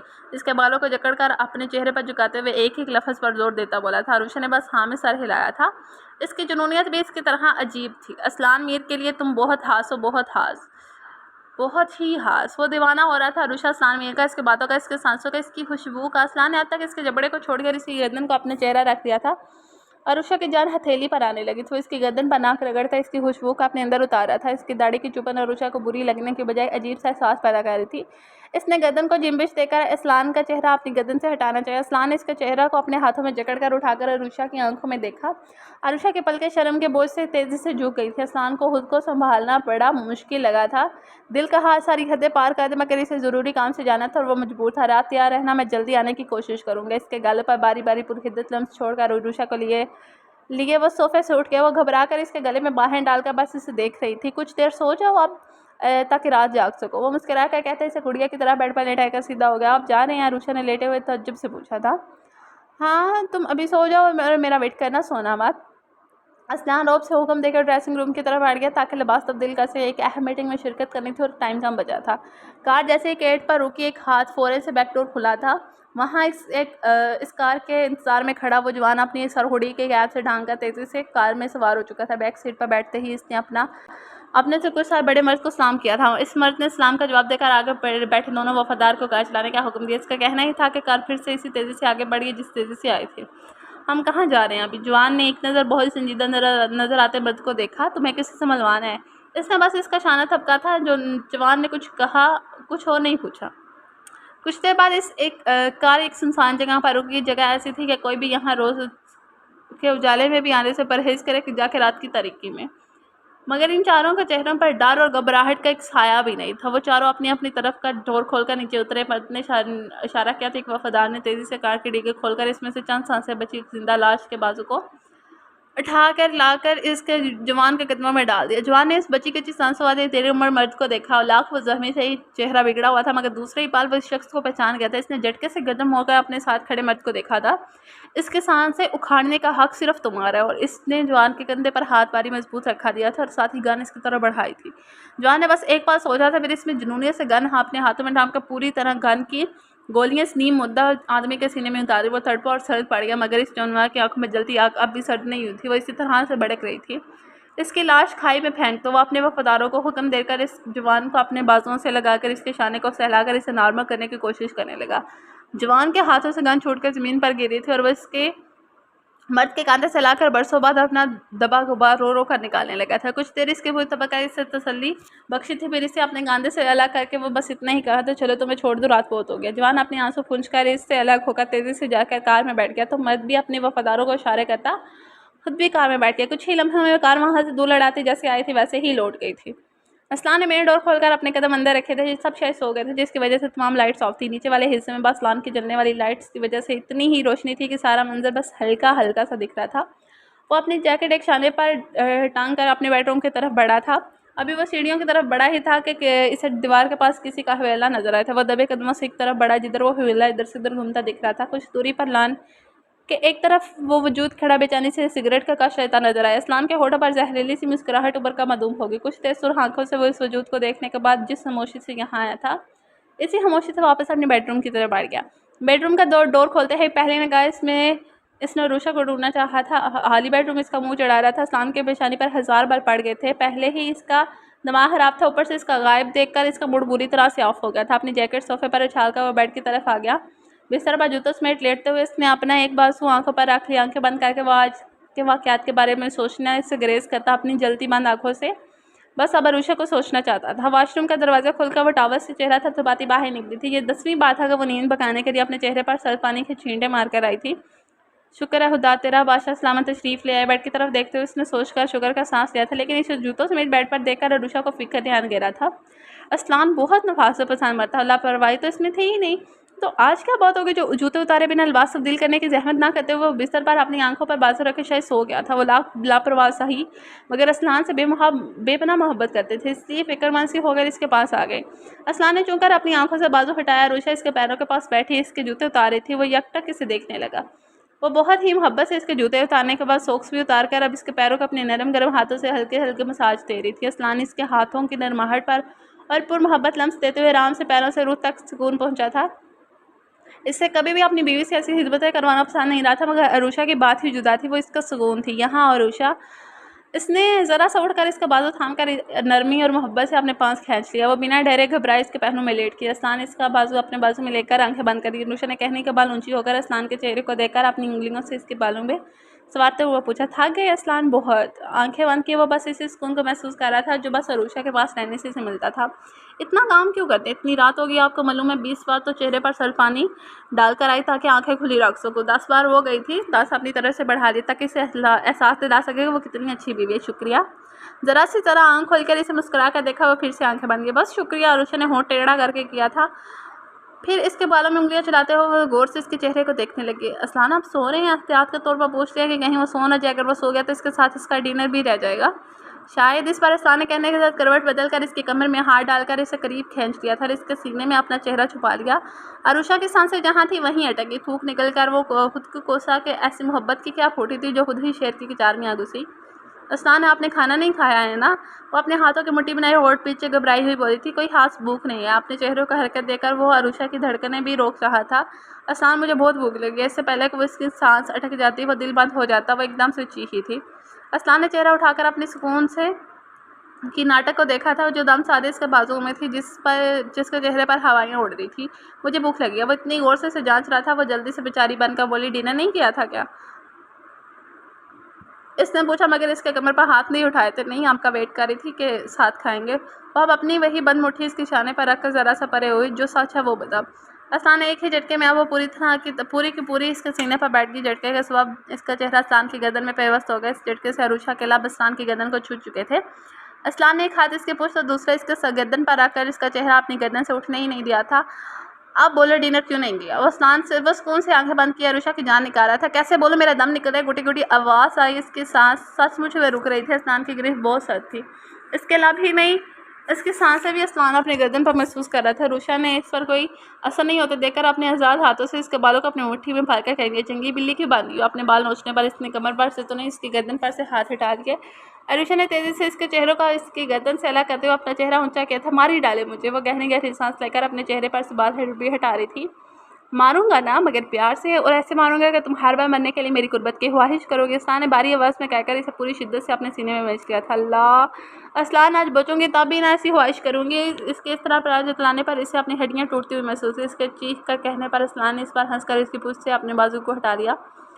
अरूशा तेज़ी से इसके सीने से हटकर बेड से उतर गई थी। कम माई बेबी गर्ल, डिनर कर लेते हैं। और इसी तरह से असलान हंसते हुए बेड से एक ही जिस्म में उठकर खड़ा हुआ था। चेंज तो करने, तब तक मैं खाना गर्म कर लूँगी। वो शानों पर से फिसलते दुपट्टे को दुरुस्त करते इसकी गहरी नज़रों से घबराई से बोली, आकर कर लूँगा, तुम्हें अकेले जाते डर लगेगा ना? असलान ने करीब आकर इसका गाल सबका और इसकी कलाई थाम कर ली तो अरूशा भी मुस्कुराकर इसके कदम हम कदम हो गई थी। बस मलिक अमजद का कुछ पता नहीं चल रहा। इसके घर वालों का कहना है कि वो एक हफ्ते के लिए मुल्क से बाहर गए हुए हैं। वो अपने बॉस के सामने खड़ा सर झुकाकर इनको बता रहा था।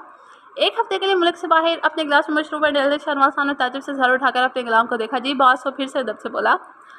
मलिक अमजद यूँ मुझे बिना बताए खबर किए कैसे जा सकता है? इसने तो कल हमारे साथ इन लोगों से मिलना था। शहनवाज खान को अब भी ताज्जुब हो रहा था। इतनी अहम मीटिंग छोड़कर वो कैसे जा सकता है? इसकी मौजूदगी वहाँ बहुत ज़रूरी थी। नया माल सप्लाई करना था और वो गायब हो गया। वो अपना मोबाइल उठाकर तेज़ी से मलिक अमजद का नंबर मिलाना शुरू हो चुका, मगर इन्हें हैरत हुई थी कि इनके मोबाइल ने मलिक अमजद का मोबाइल स्विच ऑफ बताया था। हाँ, मुझे पता करके बताओ अमजद किधर गया और क्यों गया है? उन्होंने मोबाइल सोफे पर फेंक कर उन्होंने अपने सामने खड़े हान को ऑर्डर दिया था। पिछले कुछ महीनों से हान इनका पसंदीदा गुलाम बन चुका था। इसकी वफादारी के वकाइल हो चुके थे। इनके लिए वो जान का बाजी भी लगाने को तैयार रहता था और वो बहुत ही काम का आदमी था। वो पल पल में किसी भी चीज़ की पूरी इन्फॉर्मेशन लाकर इन्हें दे देता था। इसलिए इन्होंने इस मलिक अमजद के बारे में पता लगा कर कहने का कहा। वो स्कूल से ड्रिंक करने लगे। यस बॉस, जल्द ही इसके बारे में सारी इन्फॉर्मेशन आपके पास होगी। खान इनके सामने अदब से झुका वहाँ से निकल गए तो शहनवाज खान अब ड्रिंक करते हुए मलिक अमजद के गायब होने की वजह सोच रहे थे। हैरत अंगेज़ बात यह है कि तुमने आज डिनर कैसे छोड़ दिया? असलान ने इसकी कलाई की गिरफ्त में रखे हुए सीरियस उतर संजीदगी से बोला कि मगर इसकी आंखें मुस्कुरा रही थी। इसमें हैरत की क्या बात है? डिनर से पहले ढेर सारी चाट खा ली थी, इसलिए डिनर नहीं किया। सोचा आपके साथ ही करूँगी। अरूशा इसकी हमराई में सीढ़ियाँ उतरती नाराज़ सी होकर सच बता चुकी थी। कभी तो दिल खुश कर दिया करो। इसकी जगह अगर ये कह देती कि आपके बिना मेरे हलक से नवाला नहीं उतरता तो ज़्यादा अच्छा लगता मुझे। असलान ने गर्दन मोड़कर झूठी हफ्ते से अपनी महबूब बीवी को देखा था। झूठ क्यों बोलूँ, मैं अपने पेट पर जुल्म नहीं कर सकती। वो बेपरवाही से शाने जेटा कर इसकी गिरफ्त से कलाई छुड़ाकर बाकी बची सीढ़ियाँ जट से उतर गई। हाँ, बस मुझ पर जुल्म करो, शिकायत करता। वो भी इसी तरह से तेज़ी से इसके पीछे था। मैं और आप पर जुल्म? अरूशा फ़ौरन मुड़ी थी और अपनी हरी हरी आंखें फैलाकर असलान को देखा था। असलान इन आंखों में डूबकर फना होने की ख्वाहिश कर बैठा। पहले तो आप ही मुझे मुझे नहीं छोड़ने वाले, और आप ही के हाथ से बची तो सासू माँ ने मुझे फोत करवा देना है। असलान की हालत से बेखबर वो इसे देखते हुए इस मासूमियत से अपने गाल पीटे। इसके गाल पीटने वाली अदा असलान को बेहद अच्छी लगी तो वो खिलकर मुस्कुरा दिया और वो दिल पर छाया सारा गुब्बार इस लड़की ने डोल रहा था। अब वो कुछ देर पहले वाला सारा मंजर भूल कर बस इसे ही देखता था, सुन और महसूस कर रहा था। असलान लाइट जला दे, कुछ दिखाई नहीं दे रहा। वो किचन की तरफ बढ़ती अजला से बोली थी। जो हुक्म? असलान ने मोहब्बत से पुरनिगाह इसकी झूलती सुनहरी चोटी पर डाली और आगे बढ़कर स्विच ऑन कर दिया था। अब किचन की तरफ जाने वाला रास्ता रोशन हो गया था। हल्की हल्की रोशनी हर तरफ फैल गई थी। आज तुम बैठो, मैं अपनी प्यारी सी बीवी के लिए मैं खाना गर्म करूँगा। जैसे वो लोग किचन में आए थे, असलान ने बहुत ही प्यार से इसे किचन में रखी चेयर पर बिठा दिया। आप खाना गर्म करें। अरूशा को हैरत का झटका लगेगा कि लगना ही था, जो बंदा हिलकर कभी पानी नहीं पीता था वो खाना गर्म करने की बात करे तो झटका ही लगेगा ना। यस, इसमें इतना शॉक्ड होने की क्या बात है? असलान इसके गाल पर हल्के से चपट लगाकर चूल्हे की तरफ चला आया था। अरूशा टेबल पर कहने टेक कर मुट्ठी अपनी कनपटी पर रखकर पुरशौक निगाहों से इसे अपने अकड़ू बैठे शोहरे नामदार को देख रही थी, जो चूल्हे के पास खड़ा है। सोच रहा था कि कौन सा बटन किस बर्नर का है। आज तक इसने किचन में कभी कोई काम नहीं किया था। अब सच में समझ नहीं आ रहा था चूल्हा कैसे। आप ना रहने दे, चूल्हा तक तो आप जला नहीं पाए। काफ़ी देर इसने चूल्हे के सारे बटन चेक करते हुए देखा। वो मुंह बनाती इसके पास आ गई। हो गया ना, बस ये देखो, ये रहा। असलान ने कहने के साथ ही लाइटर जला दिया और जो सारे बर्नर खोल कर बैठा था, एकदम से आग के ज़बरदस्त शोला भड़का था। उफ, असलान के हाथ बर्नर के पास ही था, इसलिए आग भड़की और शोलों ने इसके हाथ को छू लिया था। वो तेज़ी से पीछे हटा। पागल हुए हैं, सारे घर को जलाना था। आरुषा ने घबरा कर डिपटते हुए फुर्ती से चूल्हा बंद किया, फिर हाथ झटकता असलान को वही थाम लिया जिसे शोलो ने छुआ था। मुझे कहती है बेवकूफ़, और खुद इतनी बड़ी बेवकूफ़ी खाती। वो बेहद परेशान सी थी और इसका वही हाथ थम के से दुपटते हुए इसकी हथेली पर फूंक मारी थी। ज़रूरत क्या थी ज़्यादा लाड दिखाने की। हाँ चिल्ला लिया अपना, कुछ और हो जाता तो। अरुषा की आंखें भी नम हुई थी। बेहद शिकायत से वो चुपचाप खुद को देखते स्नान को देखा था। कुछ नहीं, मामूली सा लगा। इसकी नम आंखें स्नान को बेचैन कर गई थी। अपना हाथ छुड़ा के से खुद से खींच कर लगा लिया। स्नान, आपको कुछ हो गया ना तो मैं मार जाऊंगी। अरुषा इसके सीने से लिपटी न जाने क्यों खौफसदा सी हो गई थी। कुछ नहीं होगा मुझे, कभी मरने में आने वाली बात मत कहना मुझे। अभी अपनी अरुषा के साथ एक उम्र गुजारनी है, अभी वो भी 10-12 बच्चों के साथ। वो प्यार से कहते हुए आहर में शरीर हुआ। 10-12 खुद पैदा कर लीजिएगा। इसके चेहरे सीने से उठाकर अरुषा ने को नाराज़गी से देखा था। वो बेहसाता हंस दिया था। इसी तरह हंसते हंसते जो कर इसकी पेशानी को फिर दोनों आंखों को अपनी लबों से छुआ था। इतनी मोहब्बत है इस लम्स में। अरुषा अंदर तक शांत हो गई थी। अच्छा अब छोड़ें, मुझसे अब भूख बर्दाश्त नहीं होगी। खुद को चुनाने की कोशिश कर तो वो जल्दी से बोली, तो खाना खाओ ना, किसने मना किया है। अस्नान ने इसी तरह इस सीने से और चिपका लिया था। इस तरह मैं खाना कैसे गर्म करूँगी। अरुषा को इस बात तब चढ़ी तो जहाँ भूख लगी है और इन गर्मा से ख़त्म नहीं हो रहा। ओके, इस तरह कर देता हूँ। अस्नान ने तेज़ी से घुमा कर पीछे इसके कमर पर हाथ डालकर इसके पेट पर कस लिए थे। अब अरुषा की पुश्त इसके सीने से लगी। अस्नान ऐसे कैसे छोड़े मुझे। पेट पर किसे अस्नान के दोनों हाथों की मदद से हटाए थे। हाथ आज़ाद है तुम्हारे। वो इसके शानों पर थोड़ी रख कर शरारे से बोला, फ्रीज़र तक जाने के लिए पैर भी चाहिए। वो ज़रा से मुड़कर इसके चेहरे को देखकर वो तभी ले चलता हूँ। अस्नान इसे कहते इसी तरह से उठा लिया। अरुषा के पाँव हवा में तैर गए थे। अस्नान इसी तरह से उठाकर फ्रीज़र तक लाकर खड़ा करते और अब इसकी लाख मुज़ाहमत के बावजूद भी इसी तरह इसे चूल्हे के पास ले जाकर खड़ा कर दिया। अरुषा मजबूर से इसी तरह इसके बाहों में कैद काम करने पर मजबूर थी। इसने चूल्हा जलाकर बिरयानी वाले देश के चूल्हे पर रख दिया। अब छोड़ दें। अस्नान के लबों को बारी बारी अपने गर्दन तो कभी गालों पर महसूस करते वो घबरा सी गई। प्रॉब्लम क्या है, तुम अपना काम करो, मैं अपना काम कर रहा हूँ। अस्नान ने इसे शानों से धाम का सीधा कर दिया और इसके चेहरे के अतराफ पे बिखरे बालों को अपनी उंगलियों से परे कर किया। अरुषा ने अस्लान के चेहरे को देखा। जब तक ये बिरयानी गर्म होगी तब तक मैं कुछ पल तो इन होंठों से अपनी प्यास बुझा लूँगा। अरुषा के चेहरे को थामकर इसका सारा फोकस अरुषा के सुर हिलाब थे। अरुषा ने झुकते हुए अस्लान को देखा, फिर घबरा कर किचन में आने वाली राह को, माँ जी आओ। वो इतना घबरा कर बोली थी कि अस्लान ने एकदम से इसका चेहरा छोड़ दिया, जल्दी से पलटा था।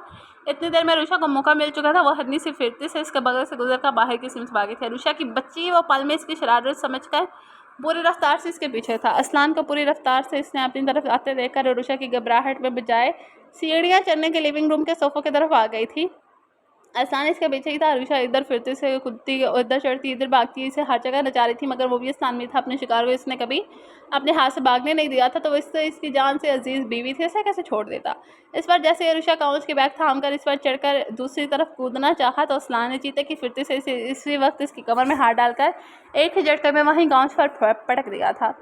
और अरुषा कुछ कहने की ज़रूरत ही नहीं, कोशिश करती है अपने लबों में को अपने फ़ोटो में कैद कर लिया था। इसके लबों को कैद में रखते हुए रखे वो बैग थाम कर फिसल कर इसके नाजुक सरापे पर पूरी तरह से साया फिगन हो चुका था। अस्लान और अरुषा ने देखा इन्हें कि एक वजूद अनदेखी आग में जलता हुआ कब से इन दोनों को किचन फिर इधर से उधर एक दूसरे के पीछे फिरते हुए सुलगते हुए देखा जा रहा था। सोफे के बैग होने की वजह से इन दोनों को अब छू गए थे, मगर हसद और नफरत की आग ऐसी पुरजोर थी कि वह इन दोनों को देखने के लिए ऐसी नाजेबा हरकत भी करने के लिए तैयार थी। वो वजूद ये भी भूल गया कि अस्लान अगर देख लेगा तो इसकी शामत आ जाएगी।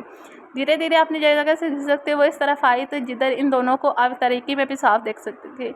फिर इसकी आंखों में हसद और नफरत के साथ साथ हवस भी भरी थी। अरुषा पर छाया हुआ अस्लान का फलूदी वजूद, इसके मजबूत बाजू की गुस्ताखाना हरकतें, इसके होंठों की शिद्दतें। अस्लान मीर कभी ऐसा रोमांटिक नहीं था, रोमांस को हमेशा बेडरूम तक महदूद रखने वाला। अस्लान मीर आज इस लड़की को वो सब दे रहा था जो किसी भी लड़के की ख्वाहिश हो सकती है। वो सरापा जलती हुई बस इन दोनों को देखे जा रही थी। वो अपने रूम में बड़े धमाक से कोई किताब का मुताला करने में मसरूफ़ थे कि इनकी नाक में बहुत ही नागवार बू गुजरी थी। उन्होंने किताब बंद कर गहरा सांस लिया। बहुत तेज़ कुछ जलने की बू आ रही थी जो इनके रूम तक आ रही थी, क्योंकि इनका रूम कोई किचन से कुछ दूरी पर ही था। जलने की बू भी आ रही थी, इनकी नाक तक पहुंच गई थी। मुलाजमा को चूल्हे पर आकर भूल गई है क्या। वो यही सोचकर अपने हाथ में किताब साइड पर रखकर टेबल पर रखकर बेड से तेज़ी से उतरकर स्लीपर पैरों में डालकर दरवाजे तक आई थी। जैसे ही उन्होंने दरवाज़ा खोला तो बू इतनी ज़्यादा फैल गई थी कि उन्होंने अपना दुपट्टा मुँह पर रख लिया। वो तेज़ तेज़ चलती किचन में आई थी। किचन में फैली बू चूल्हे पर रखी काली होती देश की ओर फैला हुआ धुआं, वो तो ऐसा मंजर और इतनी बड़ी लापरवाही को देखकर सीख पा हो गई थी। आगे बढ़कर सबसे पहले उन्होंने चूल्हा बंद किया और अपनी जलाली आवाज़ में बोलती हुई किचन से बाहर निकली। कौन था ये, किसकी मत मारी गई है जो चूल्हे पर देख के रखे घर में आग लगाने का प्लान बना चुका है। वो गुस्से में इतनी तेज़ चला रही थी कि इनकी आवाज़ ने जैसे अस्लान को होश की दुनिया में ला दिया था। वही क्या, अरुषा भी हड़बड़ाकर, इसी हड़बड़ाहट का नतीजा इसकी था कि अस्लान के पेट में इसकी एक जोरदार लात पड़ी थी।